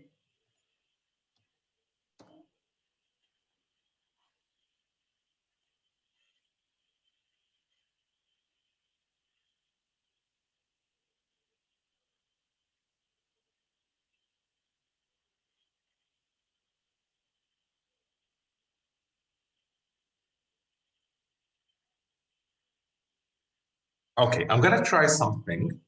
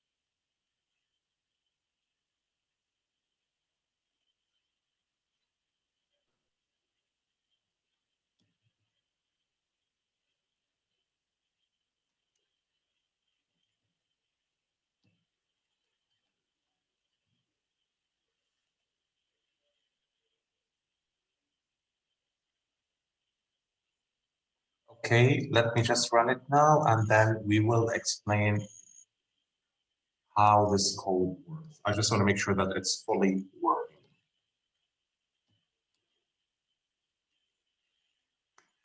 Good. Let's try another one. 212 dash likes. Let's try one more. Let's go with 647 dash cakes 24. And thank you. Okay.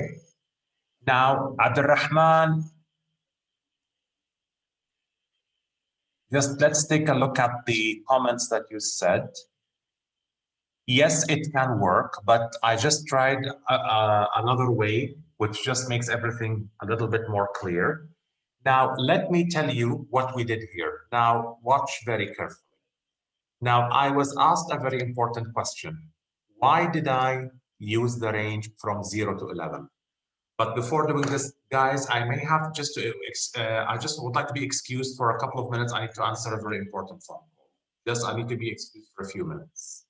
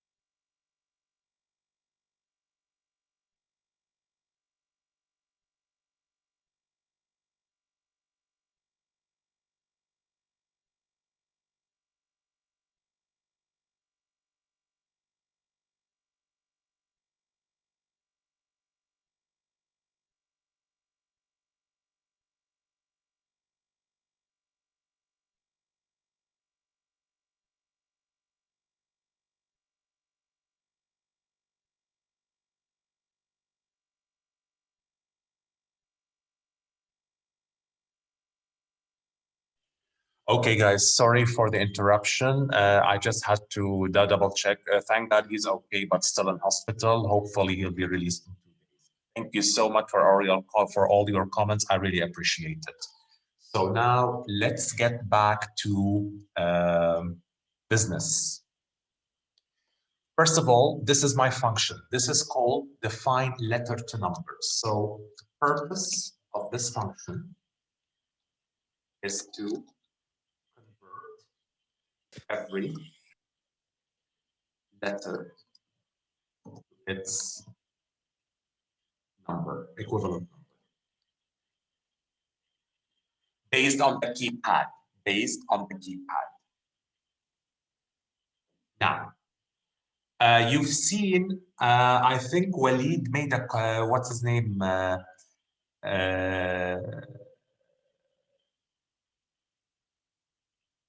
Muhannad made a comment before I got the call. Thank you so much for all the lovely comments, guys. I really appreciate it. So Muhannad said, why don't you add dot upper at the end of the input statement? Now, Muhannad, I don't know. I'm gonna try.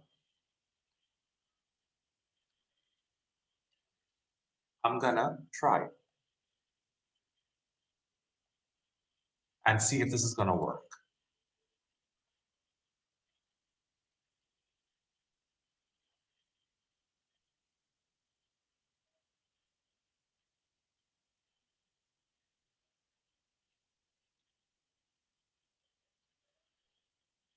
It should work. This is another way. So there are two ways of doing the same thing. Remember, Muhannad, as I said, this is my conventional word. In programming, there is no single solution, multiple solutions. You can do this, or alternatively, as I've shown you right here, you can simply just put the uppercase equivalent and reassign it to the variable. So there are two ways of doing the same thing. So back to my function. Basically, this is my parameter p underscore num, which will be received from the main function. Now I want to make sure that my parameter is all uppercases. So basically, the purpose here is to ensure that all letters in number are uppercase.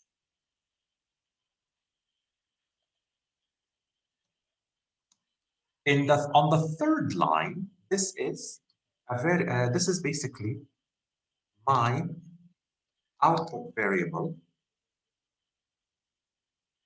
I'm gonna try is digit in a minute, Aliyah. My output variable initialized with space.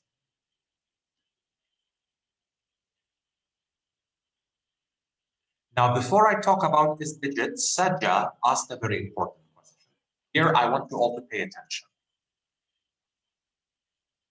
Now, this was the phone number I've entered, 011 dash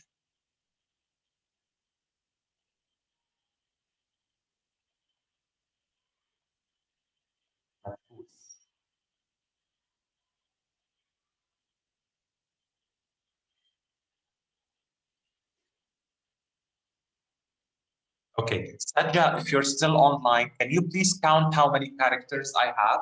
Can you count how many characters? It's a number composed of 10 digits, Abdurrahman.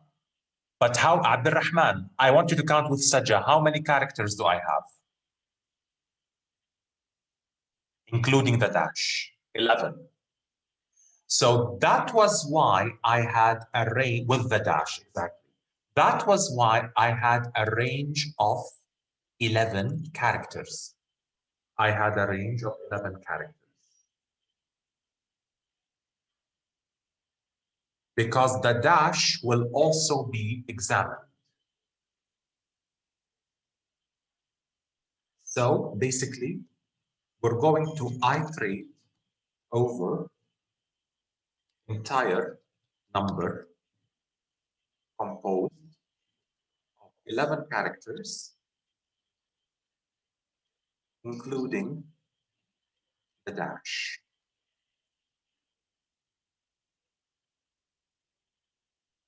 Now, so you added the range knowing that the string you were going, yes, Abdul Aziz, because it's obvious. It's obvious. All the numbers are of this type.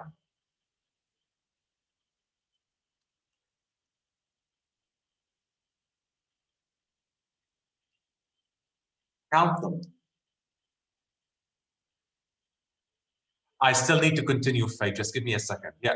Saudi, I've Saudized the numbers, but I don't think they still have, I don't think they have this scheme yet in Saudi Arabia, but they have them in the UK, they have them in Canada, they have them in the States, they have them in Australia.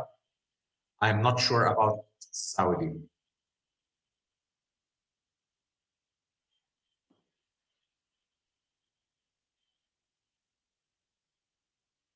Um,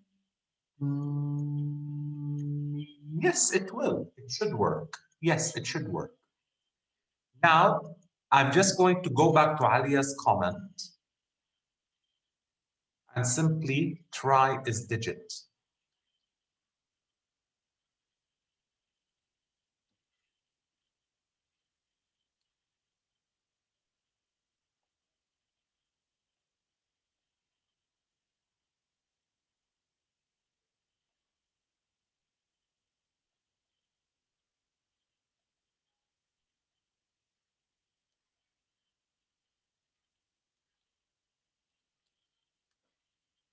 Yes, Alia, it should work.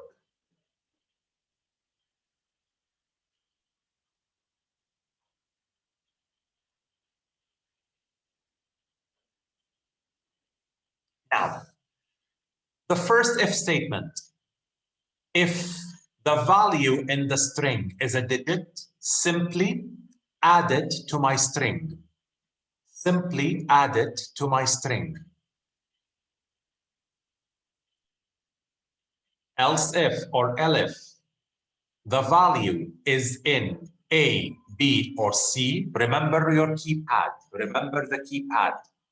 Look on your phone's keypad. If the letter was either A, B, or C, simply add 2 to my output string. If D, E, or F, add 3. G, H, or I, add 4. J, K, or L, add 5. M, N, or O, 6. P, Q, R, S, 7. T, U, V, 8. W, X, Y, Z, 9. If the character was a dash, simply add the dash as it is. Simply add the dash as it is.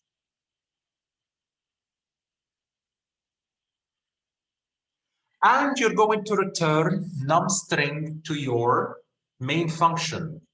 This is my main function. Now, in the main function, the user will be given the freedom to try the program again with a different number.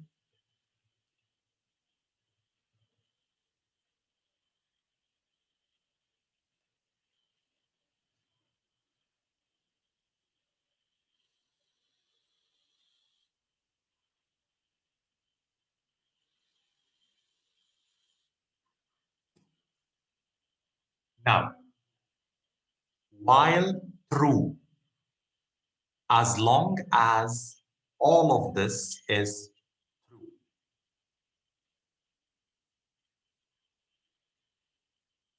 Simply create a variable named phone number and ask the user to enter a coded phone number. What's a coded phone number? A phone number of the form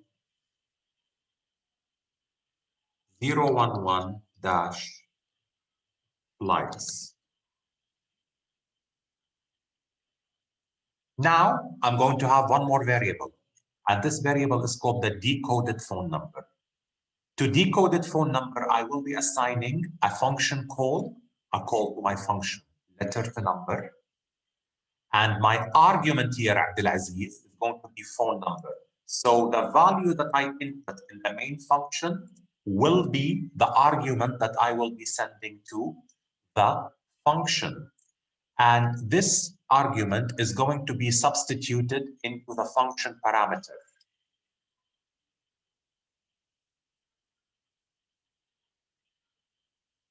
Once the phone is decoded, it will be printed on the output. And then I have another variable name again. It's going to ask me, would you like to try another number? I would either enter capital Y or small y for yes, capital N or small n for no. If I press any other key than small y or capital Y,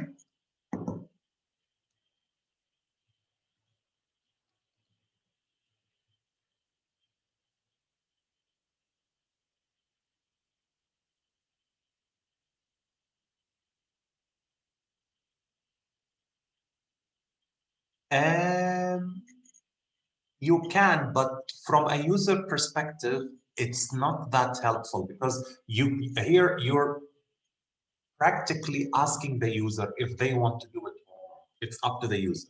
But physically, you can do it, yes. If you press a key, any key other than Y or Y, the program will be ended.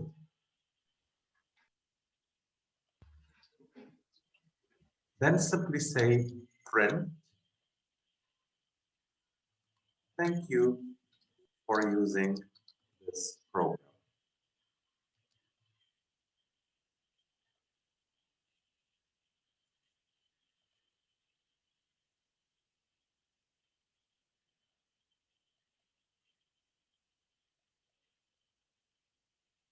Let's try again. 011 dash.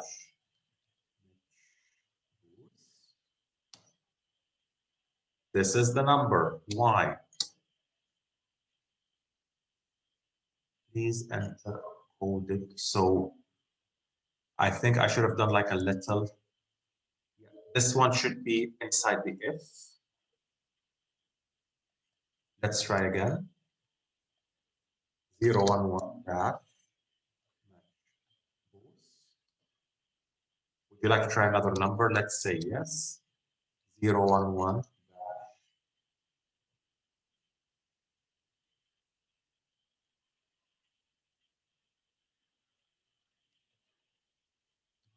Alad 12. Just made it up.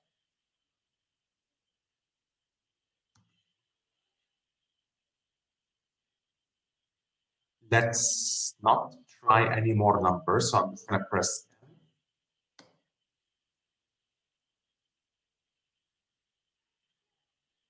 So I still have to do like one more conversion. I would probably.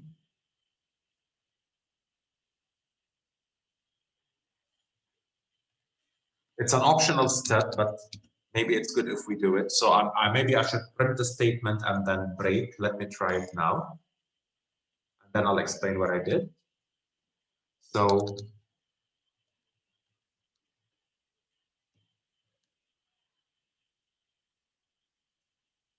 okay, one more. Let's try the good case.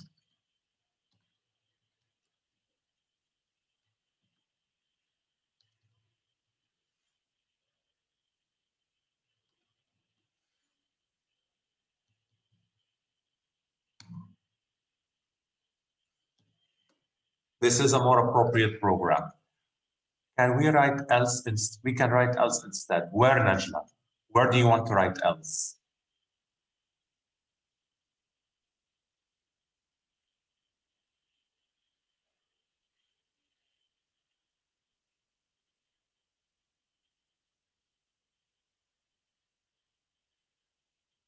And Madawi, to answer your question, after the if, no, because remember, you want to break the program. So else here will not work. So you cannot. Madawi, to answer your question, the change was I have taken the print outside of the if statement. It should have been inside the if statement. And then it should also come before break. Break was before. So I've just changed their order. This is the change that I did.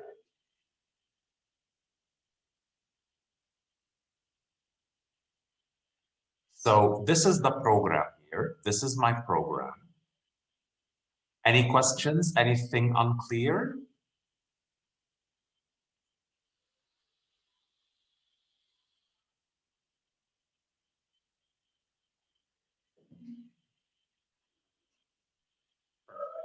Now I have two more programs. No, actually three more.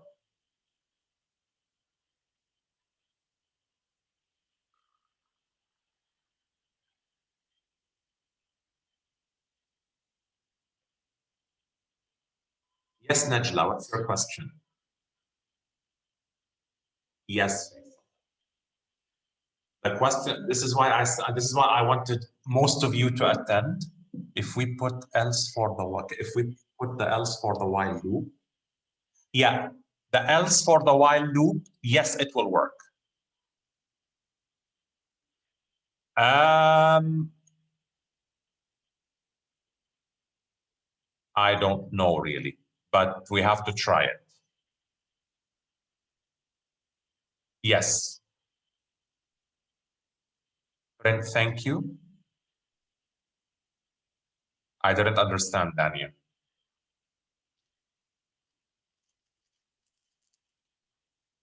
No, it's inside the if, and the if is inside the while loop. So it is inside the loop. It is inside the loop, yes.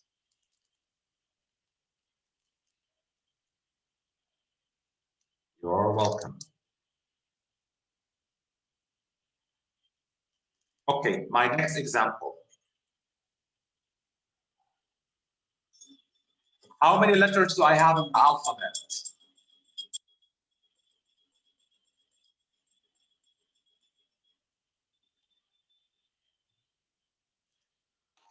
23? Yes. 26. 26. Okay. This question is about functions. There is one more, by the way.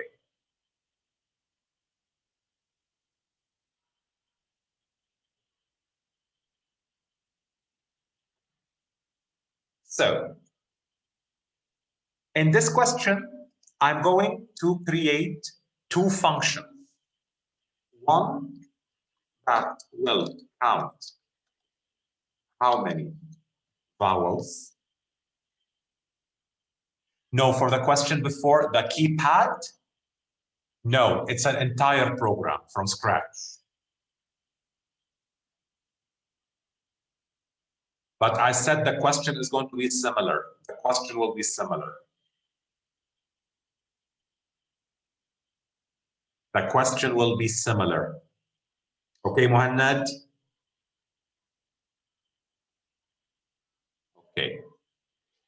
That this function, so we have a function that will count how many vowels. So count vowels, count underscore vowels is equal to 0. For I in str1, remember this is my string, the string that will be accepted. If I is in A-E-I-O-U, so if I is any of these 5 letters, lowercase, or I in any of these vowels, uppercase, simply increment my counter. and return the count of vowels. Here I have a function that will count how many consonants. Okay, now how many consonants do I have in English language? I have 5 vowels and how many consonants?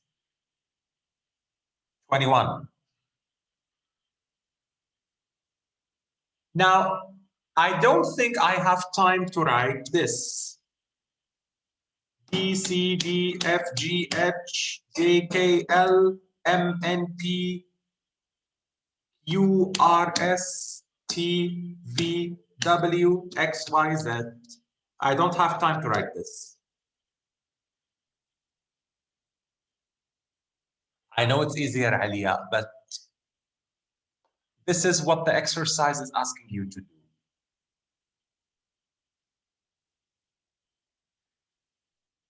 So basically, count consonants is set to 0 for I in STR1. If I not in AEIOU, what does this mean, guys? What does this mean?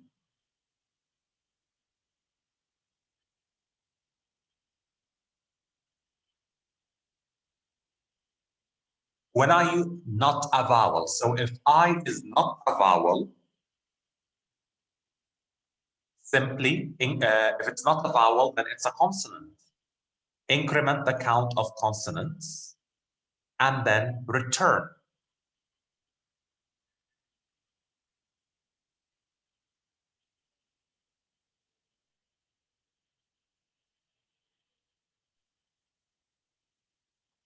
Next, I'm going to test my program. So simply, I'm going to call the count vowel to see how many vowels are there in the word emergency. And then I will call count consonant to find out how many consonants are there in emergency.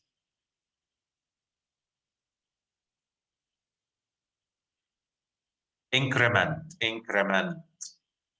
For every vowel, we increment 1, or for every consonant, we increment 1.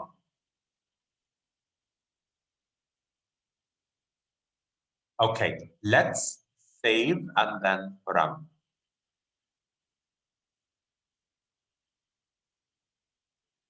3 vowels and 6 consonants. Let's double check. Emergency. E is a vowel. No, you can't, because not equals will mean the entire string, but in means every individual character in the string. This is the difference between not in and not equals. Okay. You're welcome. E is a vowel. I have another vowel, which is E. And I have a third vowel, which is E, so 3 vowels. And how many consonants? M, R, G, N, C, Y, 6. And this is where I got my output from.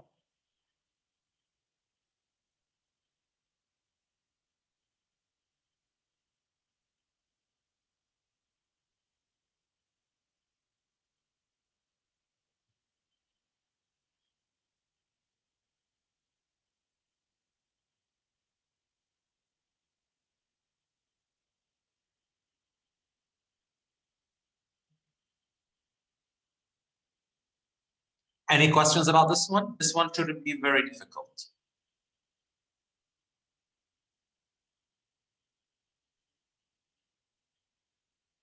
Good.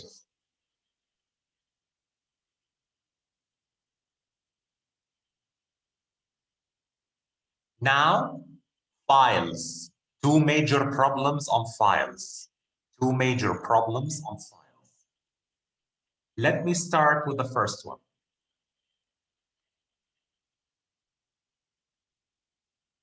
Yes, the string is emergency. I can put any other string I want.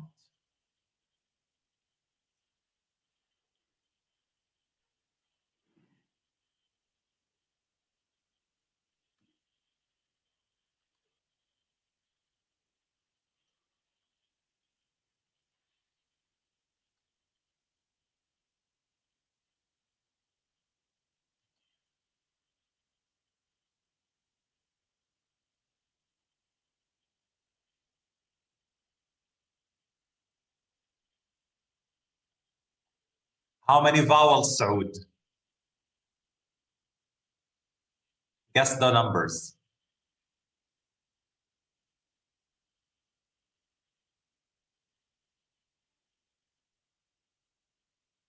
7 vowels. And how many consonants?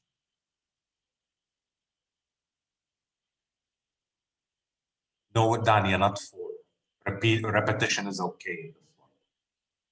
How many consonants? 7 consonants. Let me see. 7 vowels and 9 consonants.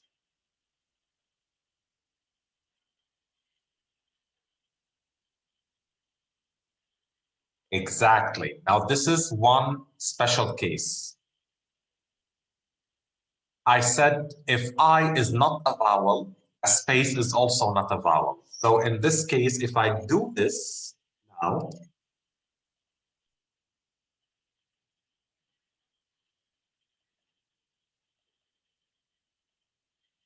7, 7. Now it's better.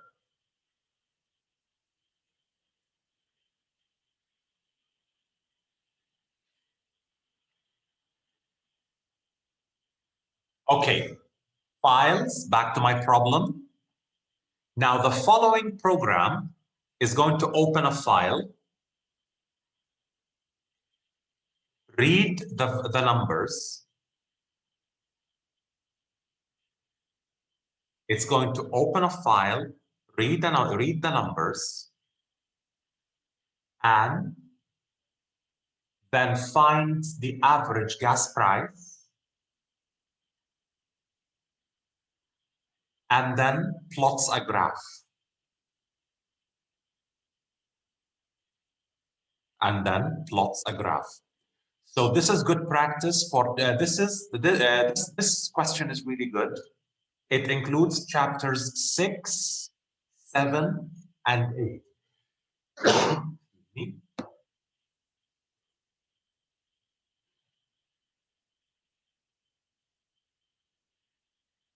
Now I'm just going to show you the file. I will just show you the file, which is the gas price, the gas average, the gas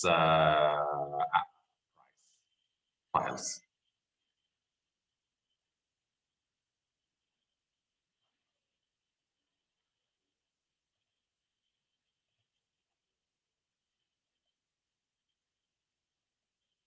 Can you see the file in front of you? Okay. I want you to count how many values. I'm going to give you 1 minute. Please count how many values in the file. This is important.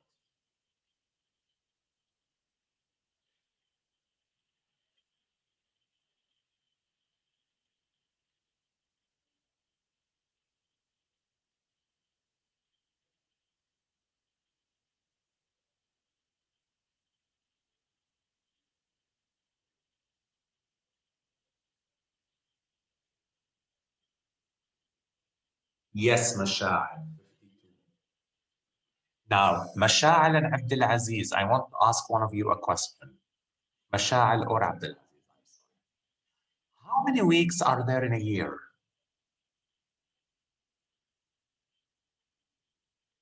Huh? 56 weeks in a year? 52. 72, Muhannad?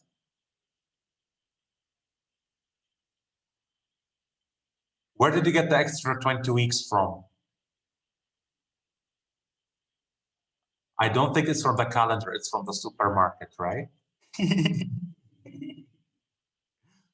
52, 52, 52, 52.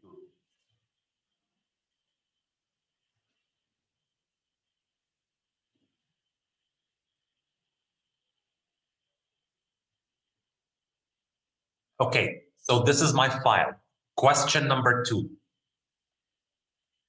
What is the extension or what is the type of this file? What is the type of this file? Thank you, Abbara. What does TXT stand for?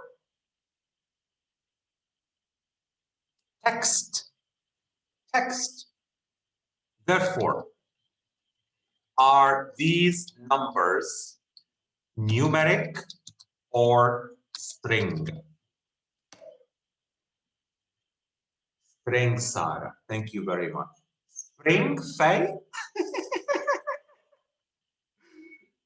We're in winter now.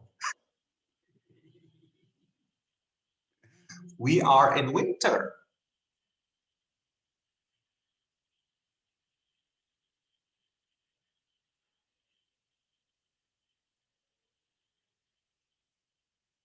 Okay. So for this example, I have to do the following. This is what I intend to do for this example.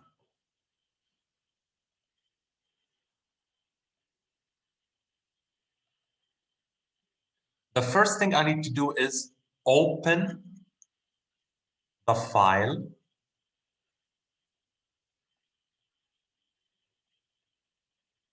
in reading mode.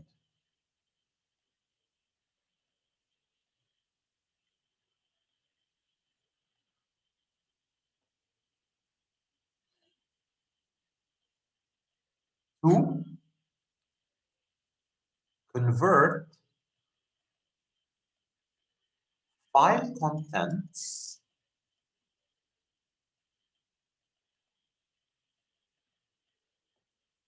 to a list. Number 3, find the sum and average of list elements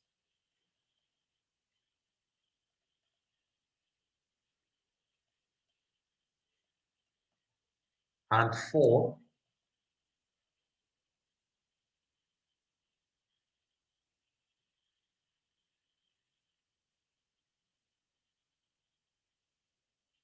draw a graph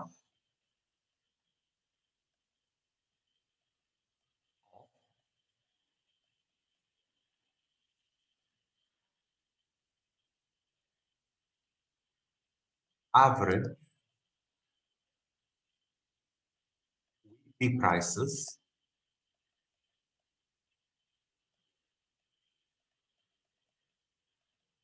versus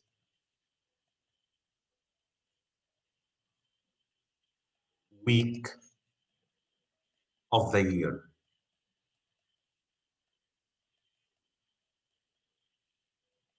These are my program requirements. These are my program requirements.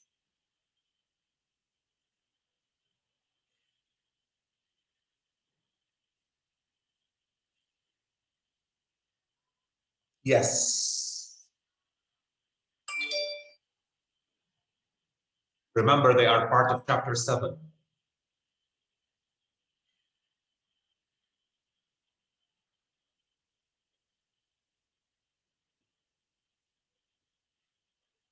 So back to Eclipse.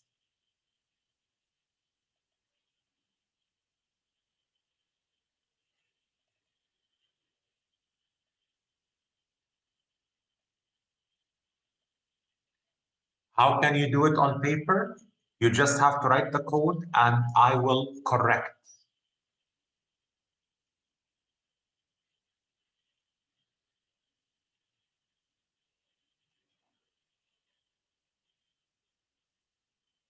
Yeah, the steps will be given in the question, just like midterm 2.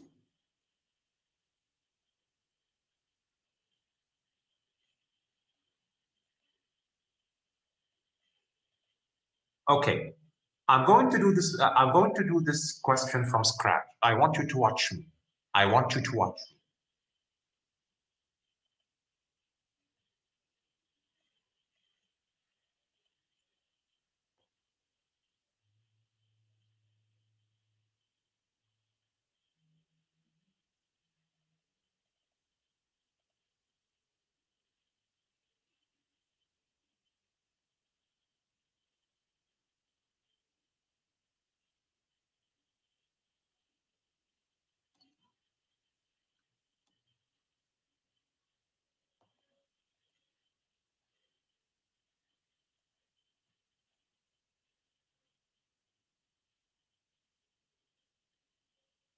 The lab is different, unfortunately. The lab is practical. It's supposed to be a theoretical class. Okay.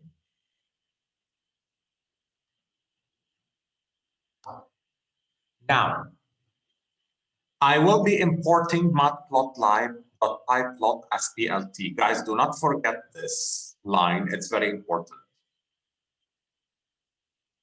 No, in the exam, you don't need to have to worry about the file location. You don't have, just simply write a file name. All you need to do is write the correct file name. This is it. Because it's paper-based. Now, I'm just going to disable this for a minute because we don't need it. So, in the first line, I'm going to open my file for reading. The next step is just a step I'm going to do to make sure that I can access the data in the file. So simply, I'm just going to create a variable, name it as contents, and just say in file dot read, and simply print contents. I just want to make sure that the file is accessible.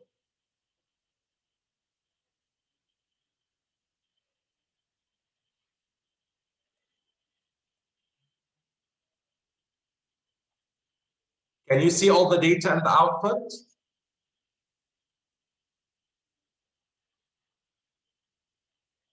So the file is accessible.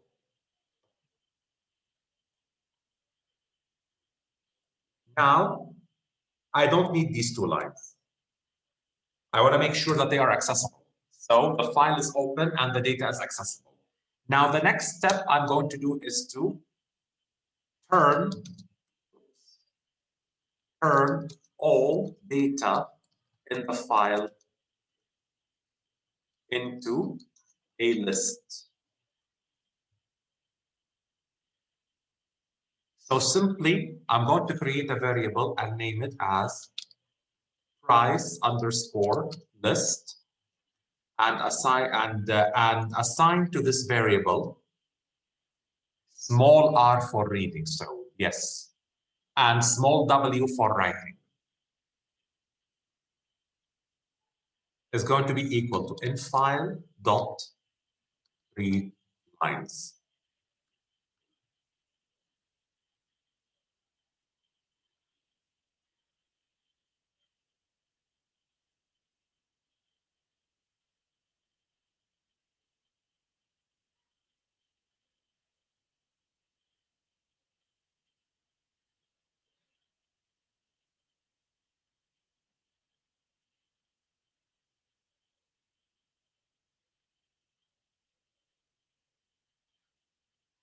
Now, I want to make sure that my list is working. So I'm simply going to print it. I'm going to print it. So print price underscore list.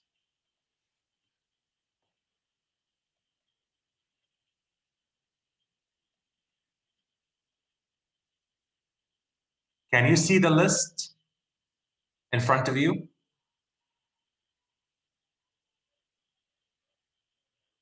Okay. What do you notice about the values? I want someone to tell me what do you notice about the values? /n and all of string data type. So the next step that I need to do is to simply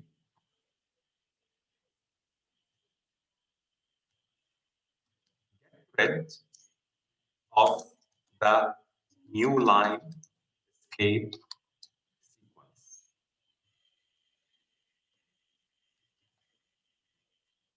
So simply get rid of /n.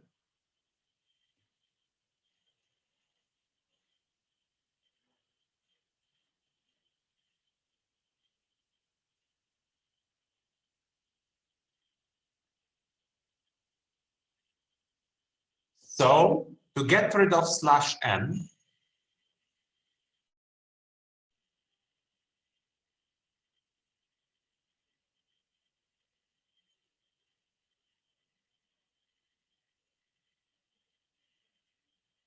Guys, can you all hear me? Can you all hear me? Sorry, my internet got disconnected by accident, so I don't know. I'm going to reshare the screen now. Okay, so we're going to get, so the step that I was talking about was that we were going to get rid of the slash n. So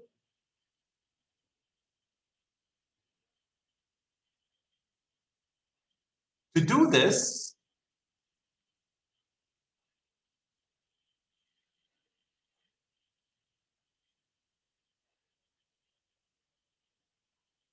I'm going to use the strip function. But before doing so, I'm going to create a variable and name it list1. And to list1, I'm going to assign an empty list. Next, for I in price underscore list.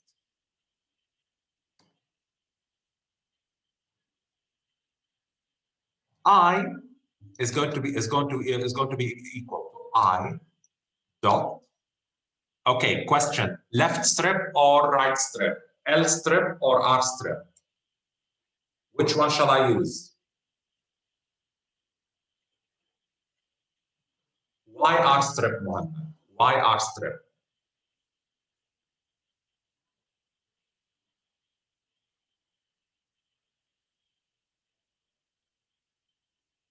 Because the slash n is on the right of the number, it's on the end. So I dot R strip of slash n.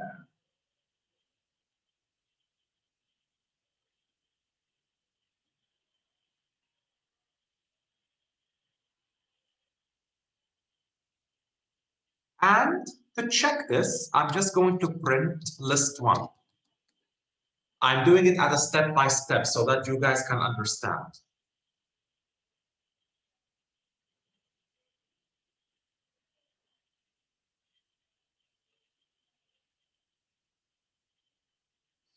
Hold on a second. I have forgotten to add one very important statement. Next, I'm going to say list1 dot append of I.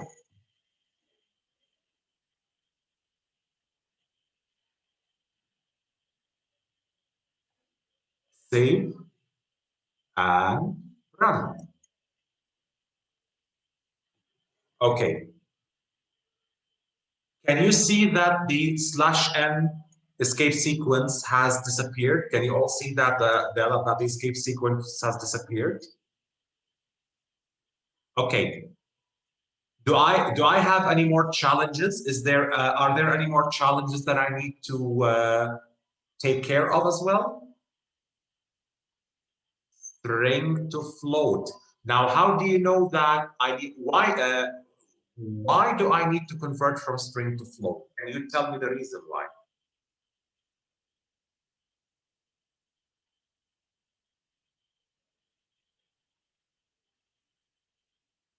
You tell me.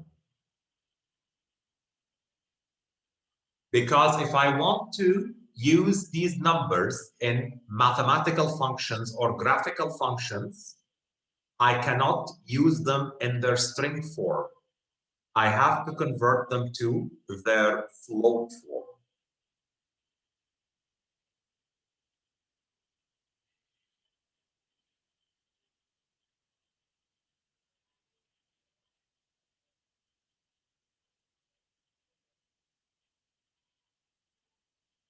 So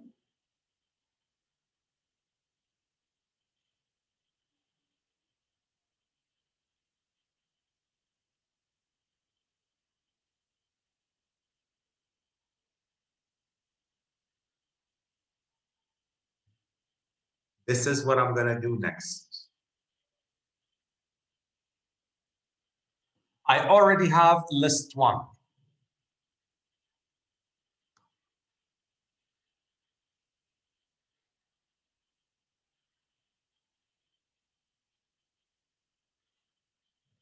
Okay. I'm going to create another variable and name it list2 and assign an empty list to it.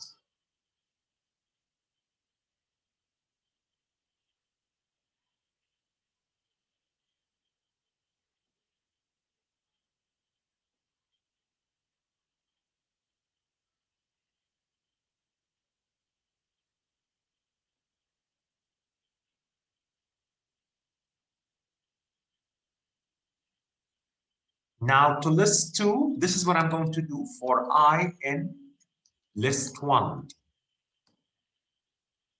I is going to be equal to float of I. By the way, guys, I know some of you may laugh at me, may laugh at why am I doing this, but the purpose of doing this is to show those who may not understand things at the beginning. I'm trying to show them all these steps in slow motion. Okay? And then I'm going to append the new value of I to list2.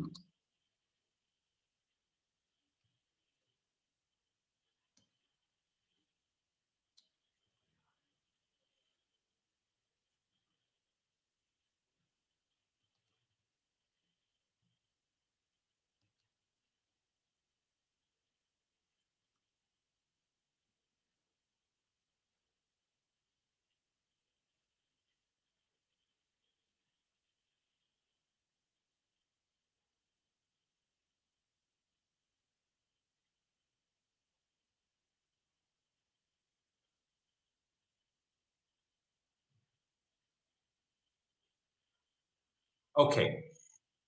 Now I'm going to save and I'm going to run. Guys, can you take a look at the numbers? Can you take a look at the three lists now?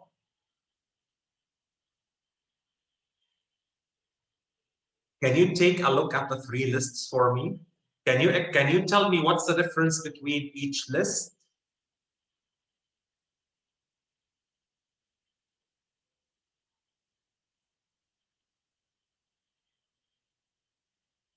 In the first list, I had the escape sequence. In the second, it was a string.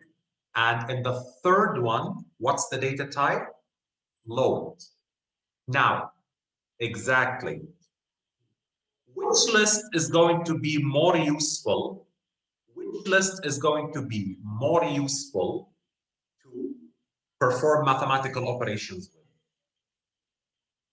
The last one, indeed, the last one.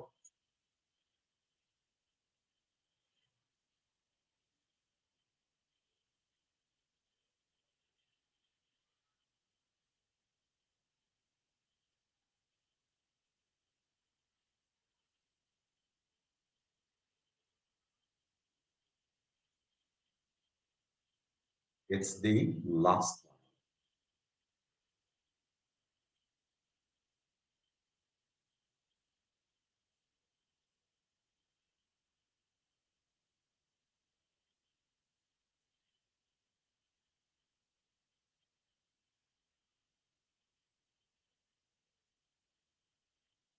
Okay. Now, back before this fade, back to my program. Now I've shown you everything in slow motion. I'm going to show you how to do everything in one step.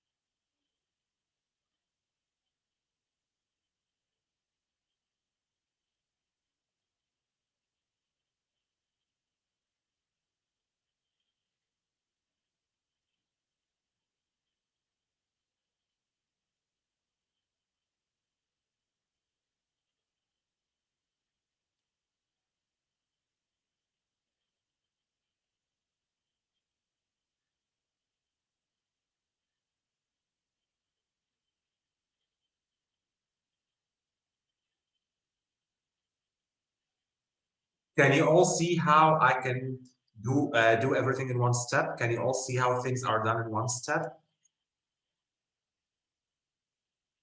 Give me a second.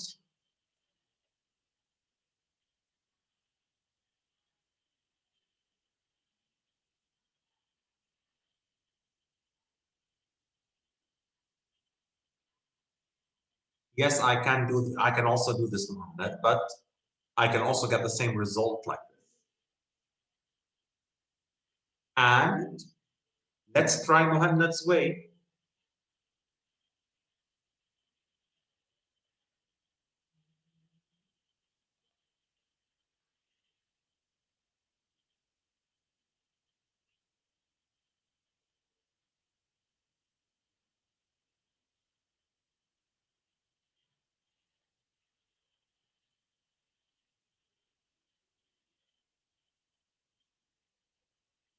I got the same result, didn't I?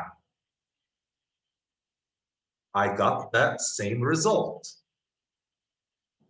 So I've shown you everything in slow motion, and I've shown you how to do everything the quick way. This is really important, guys. Any questions, anything unclear? Now let's get rid of all this. I don't need this. Okay, now with my list, I can perform some mathematical functions. So I'm going to calculate the average. Simply, AVG gas underscore price is going to be equal to sum of list 1 over LEN of list 1. Print average weekly price for the year was obviously percentage 0.2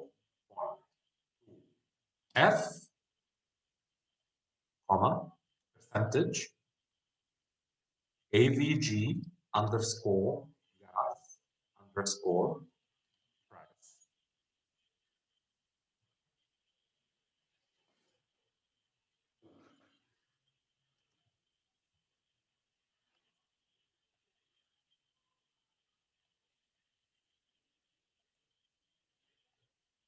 Here we go. This is the average weekly price. Obviously, I can get rid of this. I don't need to print the list before additions because I have everything there.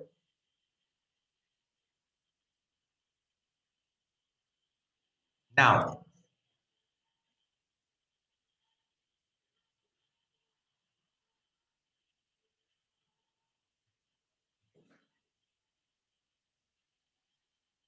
let's draw our graph.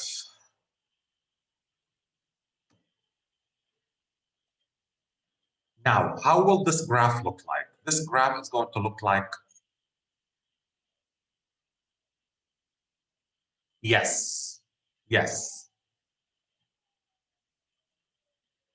sum of list 2, yes. Now, this is what my graph is going to look like.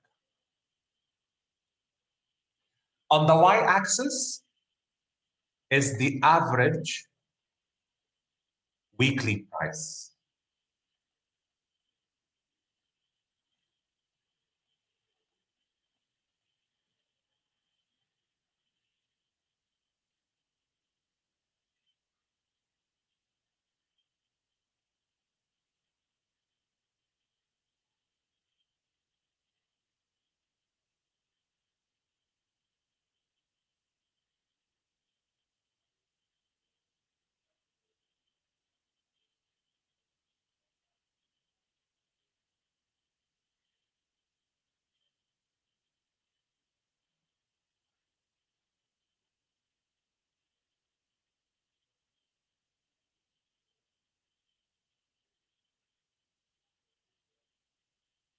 So on the x-axis is going to be the week of the year.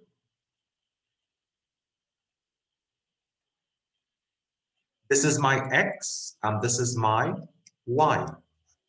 Now, for these values,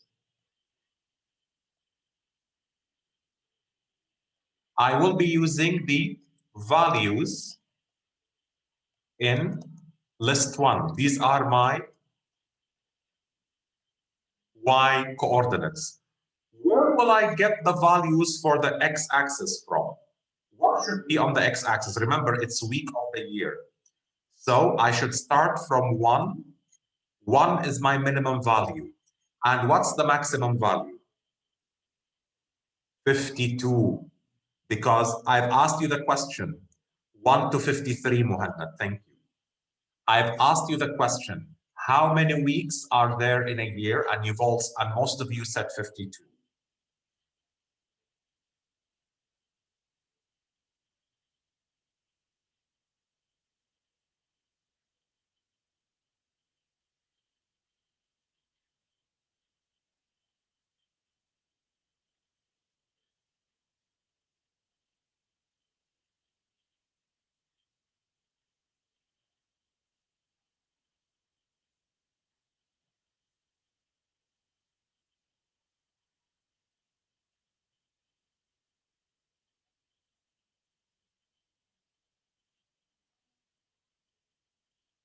So back to my program now. Back to my program.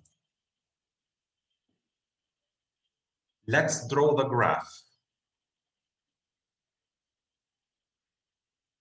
I'm going to start with my y coordinates. This is my variable. And y coordinate will be equal to list 1. And then x coordinates. And this is going to be equal to, it is a list. And remember, it's all the values from 1 to 52. So I'm going to use an auto-generated list. X for X in range 1, 53. This is an auto list generate 52 weeks per year.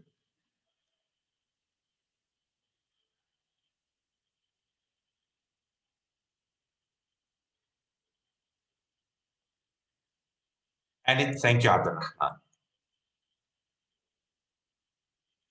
Any questions? Anything unclear so far?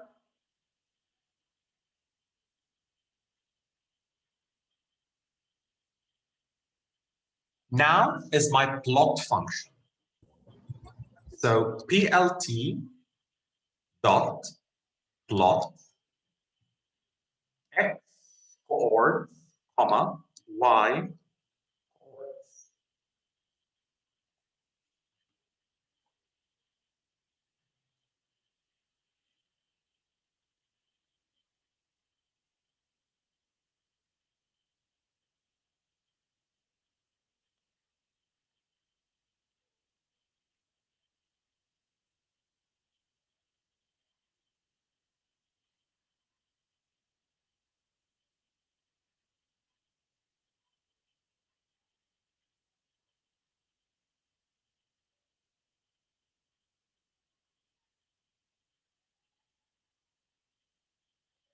So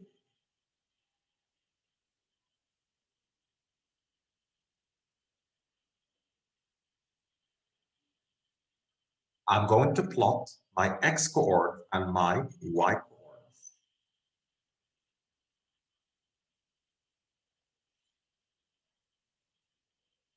PLT dot X label week of the year. PLT dot Y label average weekly price.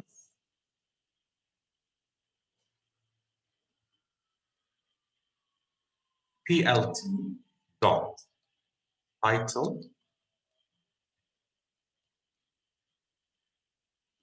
weekly gas prices over the year. And finally, PLT dot show. And this is my program.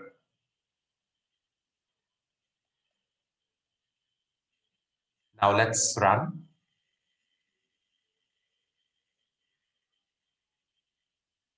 Okay, I'm going to have to do another screen share. Just bear with me. Can you all see the graph? Yes, I can use grid.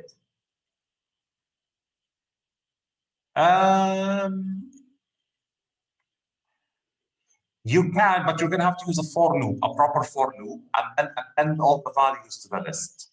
But the auto list saves you time. This is the graph.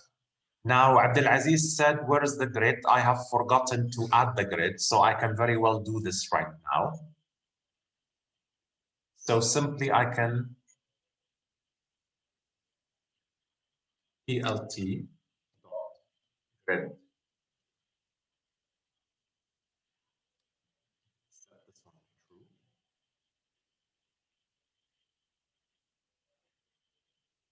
Can you see where I've added it in the code? plt.grid is set to true. And then I'm going to run the code.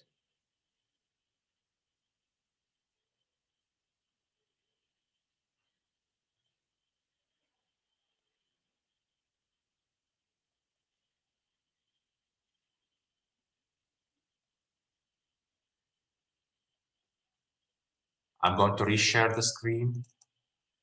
The grid looks neater. If you are not asked to add the grid, then you shouldn't add it. However, if you are asked in the exam Madawi, you must add it. So this is how it looks with the grid. Can you all see the graph in front of you? I forgot to, Najla. I'll do this right now.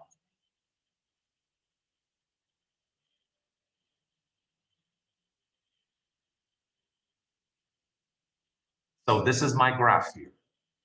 Now I'm just going to go back to the code and perform Najla's request because basically we need to close the file. So in file dot close.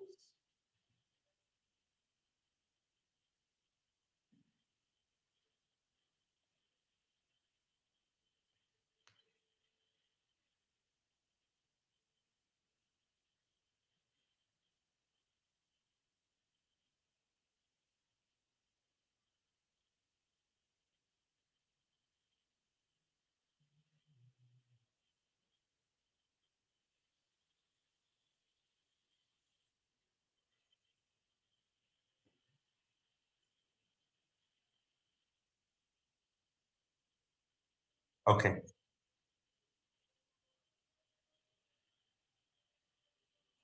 If you go to the console, this is my output. You've all seen the average. You have all seen the average. Now, I have another example, a similar example. This time, we're going to write data into the file and then open the file, convert it to a list, and then find the highest expense, the lowest expense, total monthly expenses, and average monthly expenses, and plot a pie chart.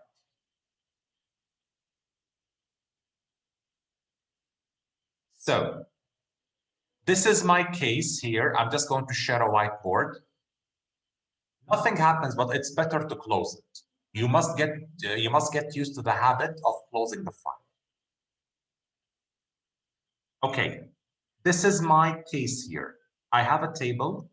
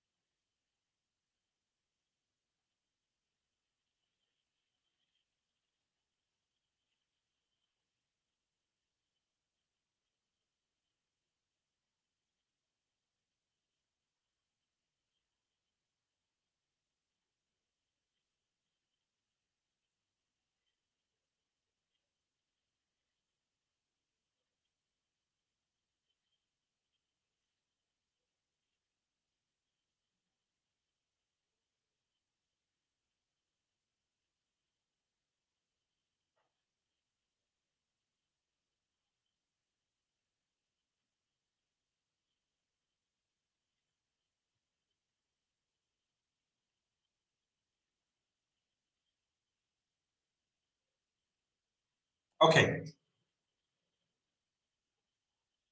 So three things. I need to find the first of all, I need to write all expenses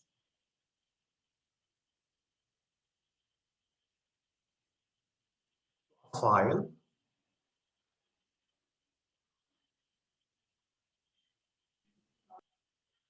to open the file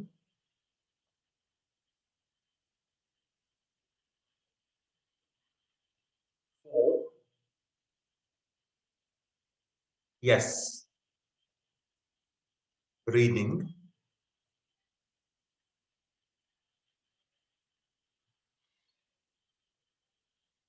3, calculate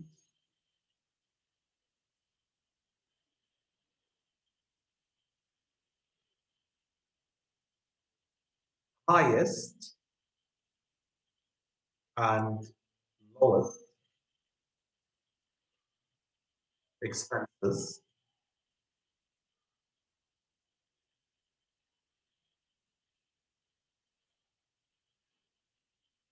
and 4, calculate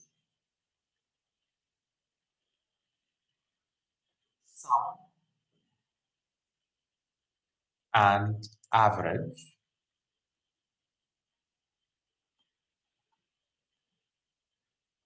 and 5, plot pie chart.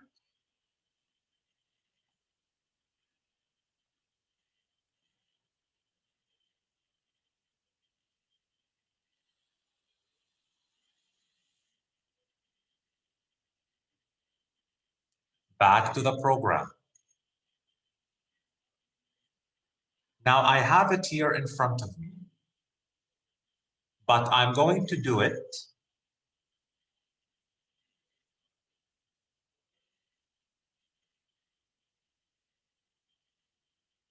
in 2 ways. Now, this is the first way here. Now, basically, this is the first way here. I'm going to open a file and name it as expenses.txt. And it's in W mode, it's in write mode. It's in write mode. And I'm going to write the individual values. In flow, remember, we only write strings, we only write data of string type to files.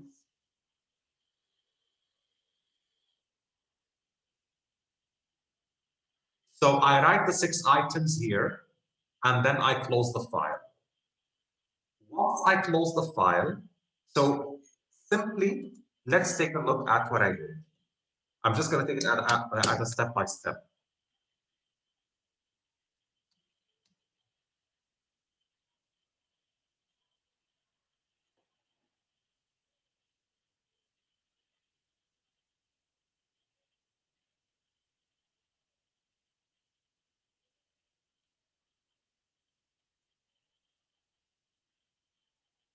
I have no output. How am I going to check my output? I'm going to open my file. So the name of my file was expenses.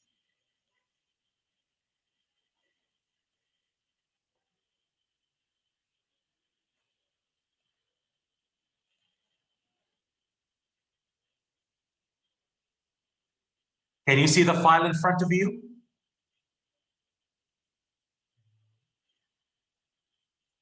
Can you all see the file? Okay. Can you see the exact same numbers?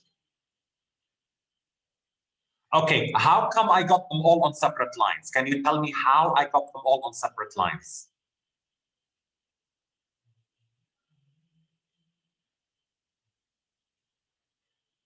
Exactly. /n. Yes. /n. Guys, it's /. If I see a backslash, you will lose 1 mark. /, like this.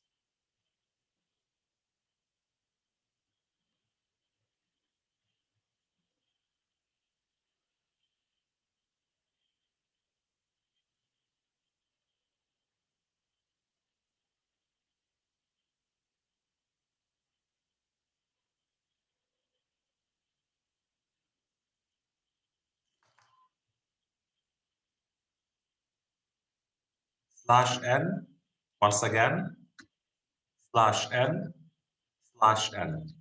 هيدي أعطيتكم إياها بالثلاثة.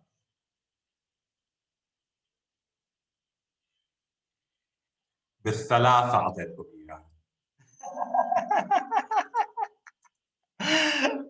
خلاص. طبعا زمان اول حول كانوا الرجال يقولوا انت طالق بالثلاثه، هلا صارت تقول لك انت مخلوع بالثلاثه.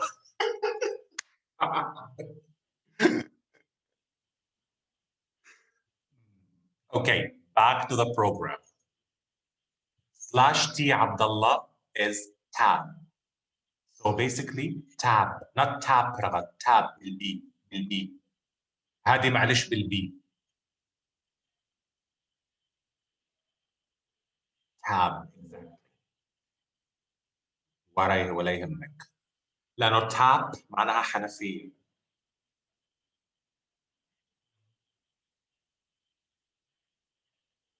So back to my program. Now I'm going to show you another way of doing it. I'm going to show you another way of doing it.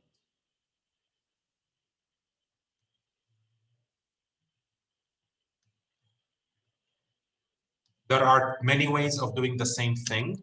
It's entirely up to you to choose whichever way you want.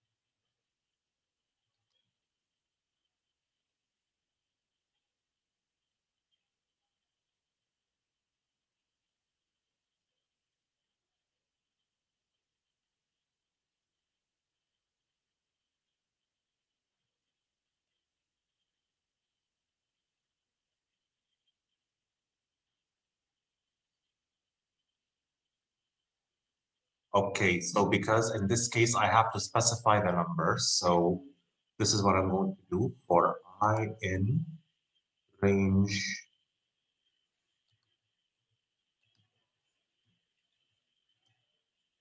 1 to 7, because I already have 7 expenses.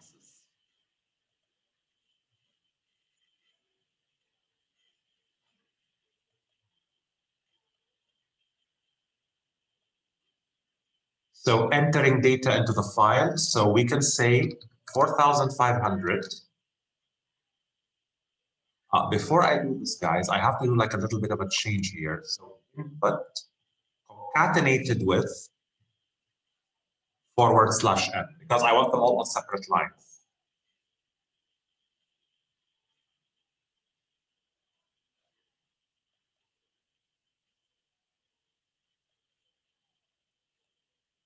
So 4,500, 500, and then 1,250, and then 3,000, and then 1,400, and finally 2,000.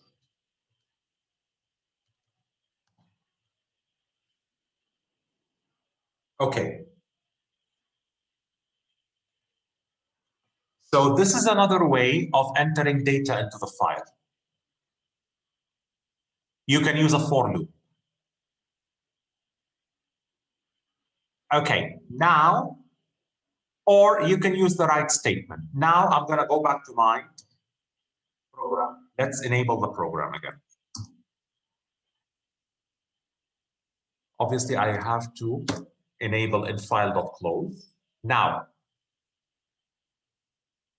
out file is going to be equal to open. I'm going to open the file again, and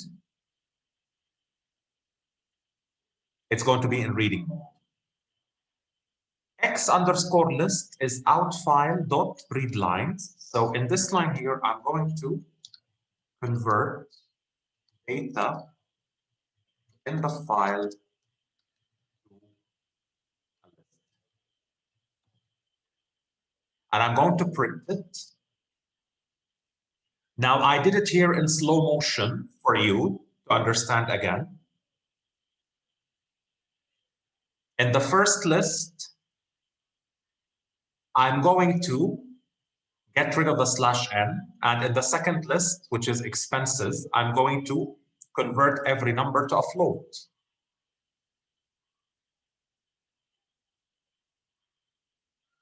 And then I'm going to determine the highest expense, lowest expense, total monthly expenses, and average monthly expenses. And these are all list-based. So max expense, the max function gives me the highest expense, the min function gives me the lowest expense, the sum of expenses will give me the sum, and the average will be sum over length. Now to go back here, you can see my items, and these are going to be my slice headings. These are going to be the headings for my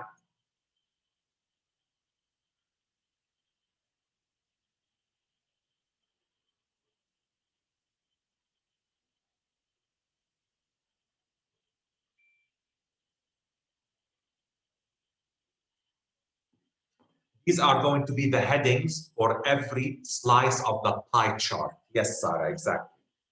So back to the program.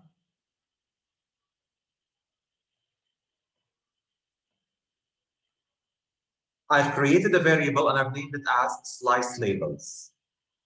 Rent, gas, food, clothing, car payment, and let's spell it properly, miscellaneous.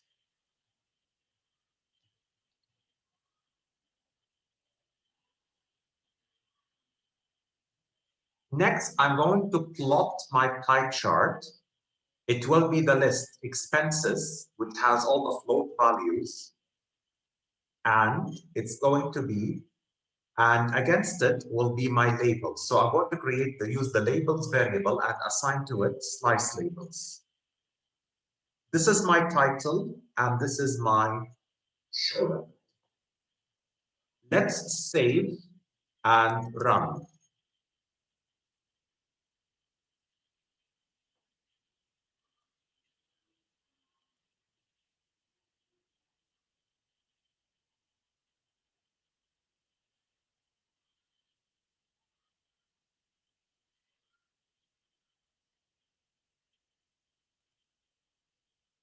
So I need to enter the data once again.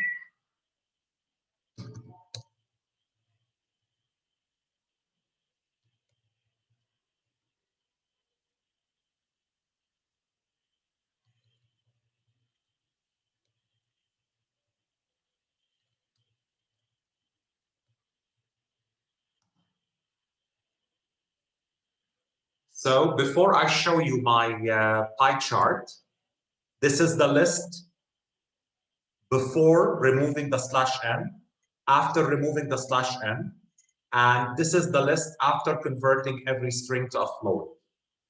Highest expense, lowest expense, total monthly expenses, and average monthly expenses.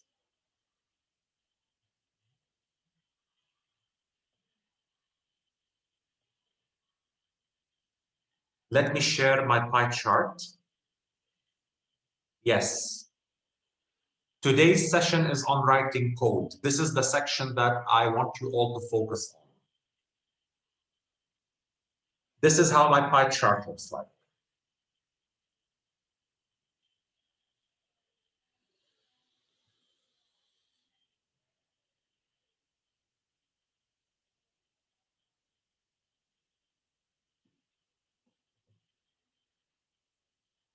Okay, now back to the code.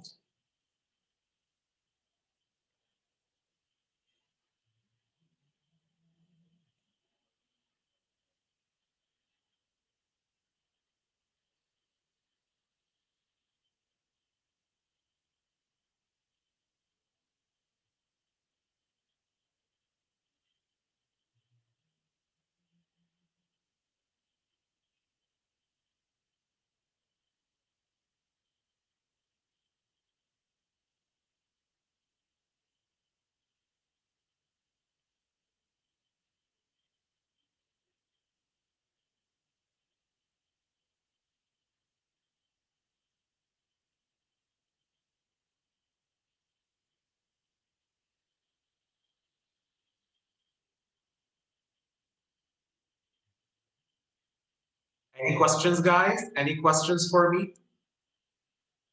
Top part? Okay. This is the top part.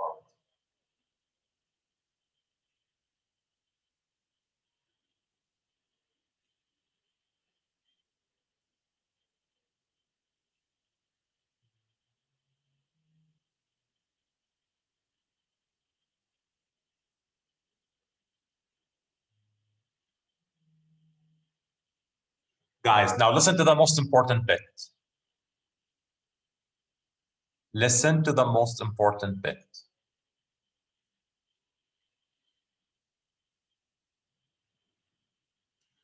Once again, the questions that we've discussed today, the questions that we have discussed today are at least 85% close to what you're going to see tomorrow. So I think I have solved a major problem, especially for those who have not been attending since day one physically. So please, please, please, please, please, حبايبي into please make sure that you go through this video and through these examples extensively tonight. Extensively. وما راح تخسروا صدقوني اذا بتضبطوا هدول الاكزامبلز ما راح تخسروا بكره لانه I'm telling you 65 to 70% of your finals grade will be on coding. يعني انا حليت لكم مشكله كبيره. المالتيبل تشويس will trace the output دبروا حالكم. انتوا شطاره.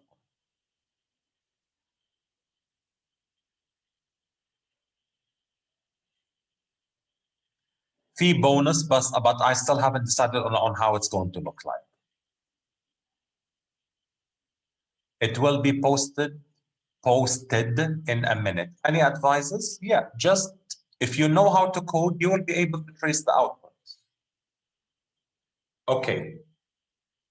Now, guys, I will upload this video for you.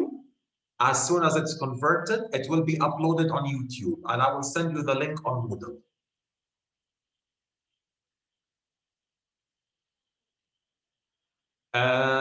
If possible, guys, it depends. There will be easy questions. There will be tricky questions. It depends.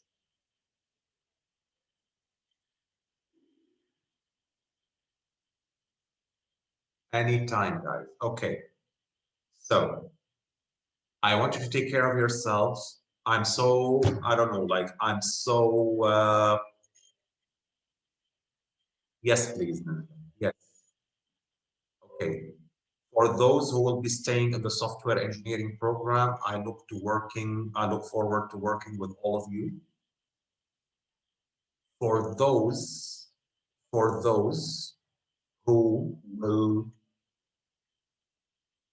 be going to other programs, all the best of luck. And please don't think that I'm in a different department that I cannot be of any help. If you need any help, please come and see me. So remember, you always have someone to seek help from in any capacity. So I'm going to miss a lot of you, especially Najla, Nasser, Masha'al. So since Nasser is going away, Abdurrahman, I really wish that you were part of our program, but you decided to go for industrial engineering. So all the best of luck with this. And Nasser is going away, so I don't know. I'm going to have to pick any. I will miss you a lot, guys. I'm going to have to pick a different name now to pick on in the class. So for all my non-SE students, all the best of luck. And remember, if you need anything, my office will always be open. Now, one more thing regarding the WhatsApp group. I know a lot of a lot of the non-SE students will be leaving this group. However, I ask all the SE students not to leave this group because this group is going to become SE 120. I appreciate it, Daniel. So please, all SE students, do stay chocolates. خلاص, inshallah, I'll get you chocolates.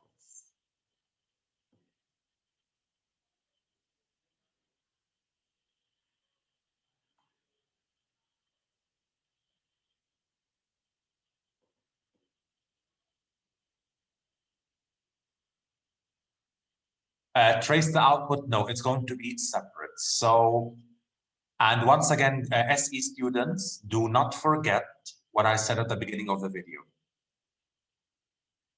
Because I want the best interest for you, if you're going to continue with me in SE 120, I told you what's going to happen. I just wanted to be clear with you guys. I just want to be clear with you before you register and give you the freedom to choose. I told you the situation. If you're going to stay with me, classes will be 100% physical. If you still feel a little inconfident about coming to physical classes, you always have the option to go with the other professor. Because as I said, Java is challenging. Java is not easy. And a lot of your future courses, I've named 4 courses, will depend on SE 120. I don't want you to struggle. So if you're going to stay with me, this is the situation. All classes will be physical. Attendance will be taken. Because Java is not as easy as Python. Let me put it this way. And I will be starting with you from scratch.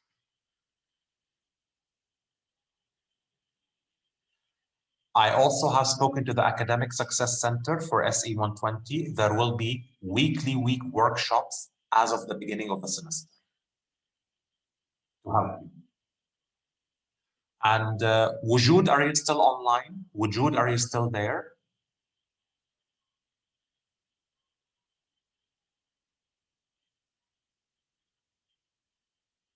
Wujud? I think she's gone. Okay. What I was going to say to Wujud, and if do I have any electrical engineering students online? Any electrical engineering students?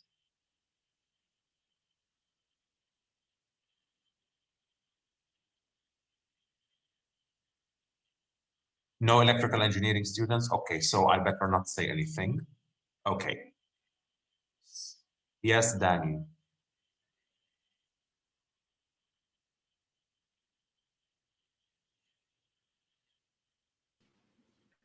Yes. Loops, if statements are included.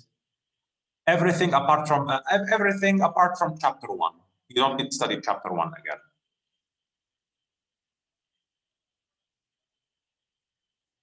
Okay.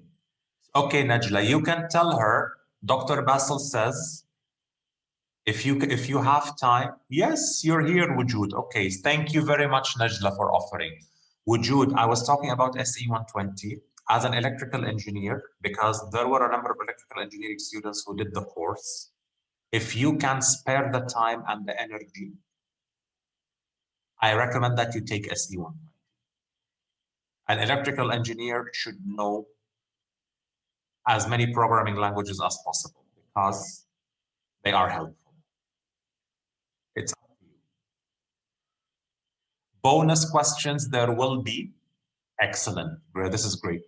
There will be bonus questions, Abdul Aziz, but I still haven't decided what they will look like. There will be bonus questions. I can confirm that there will be. And I look forward to seeing you in my class.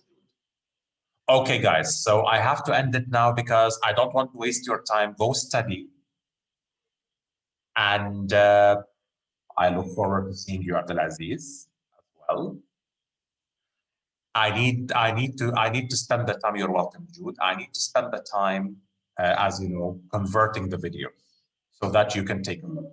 Please treat these examples extremely seriously so that you can do very well tomorrow. Okay, guys. So I'm going to end the screen share now. And all the best. If you need anything, please send me a WhatsApp or send me an email. Take care of yourselves. And I will see all the SE students hopefully next semester. And I will see you all next semester if you need anything. Good luck with material science for all the non-SE students. And for SE students, good luck with SE 120 and SE 117, your first two courses. Have a great evening and take care. Goodbye now. Thank you.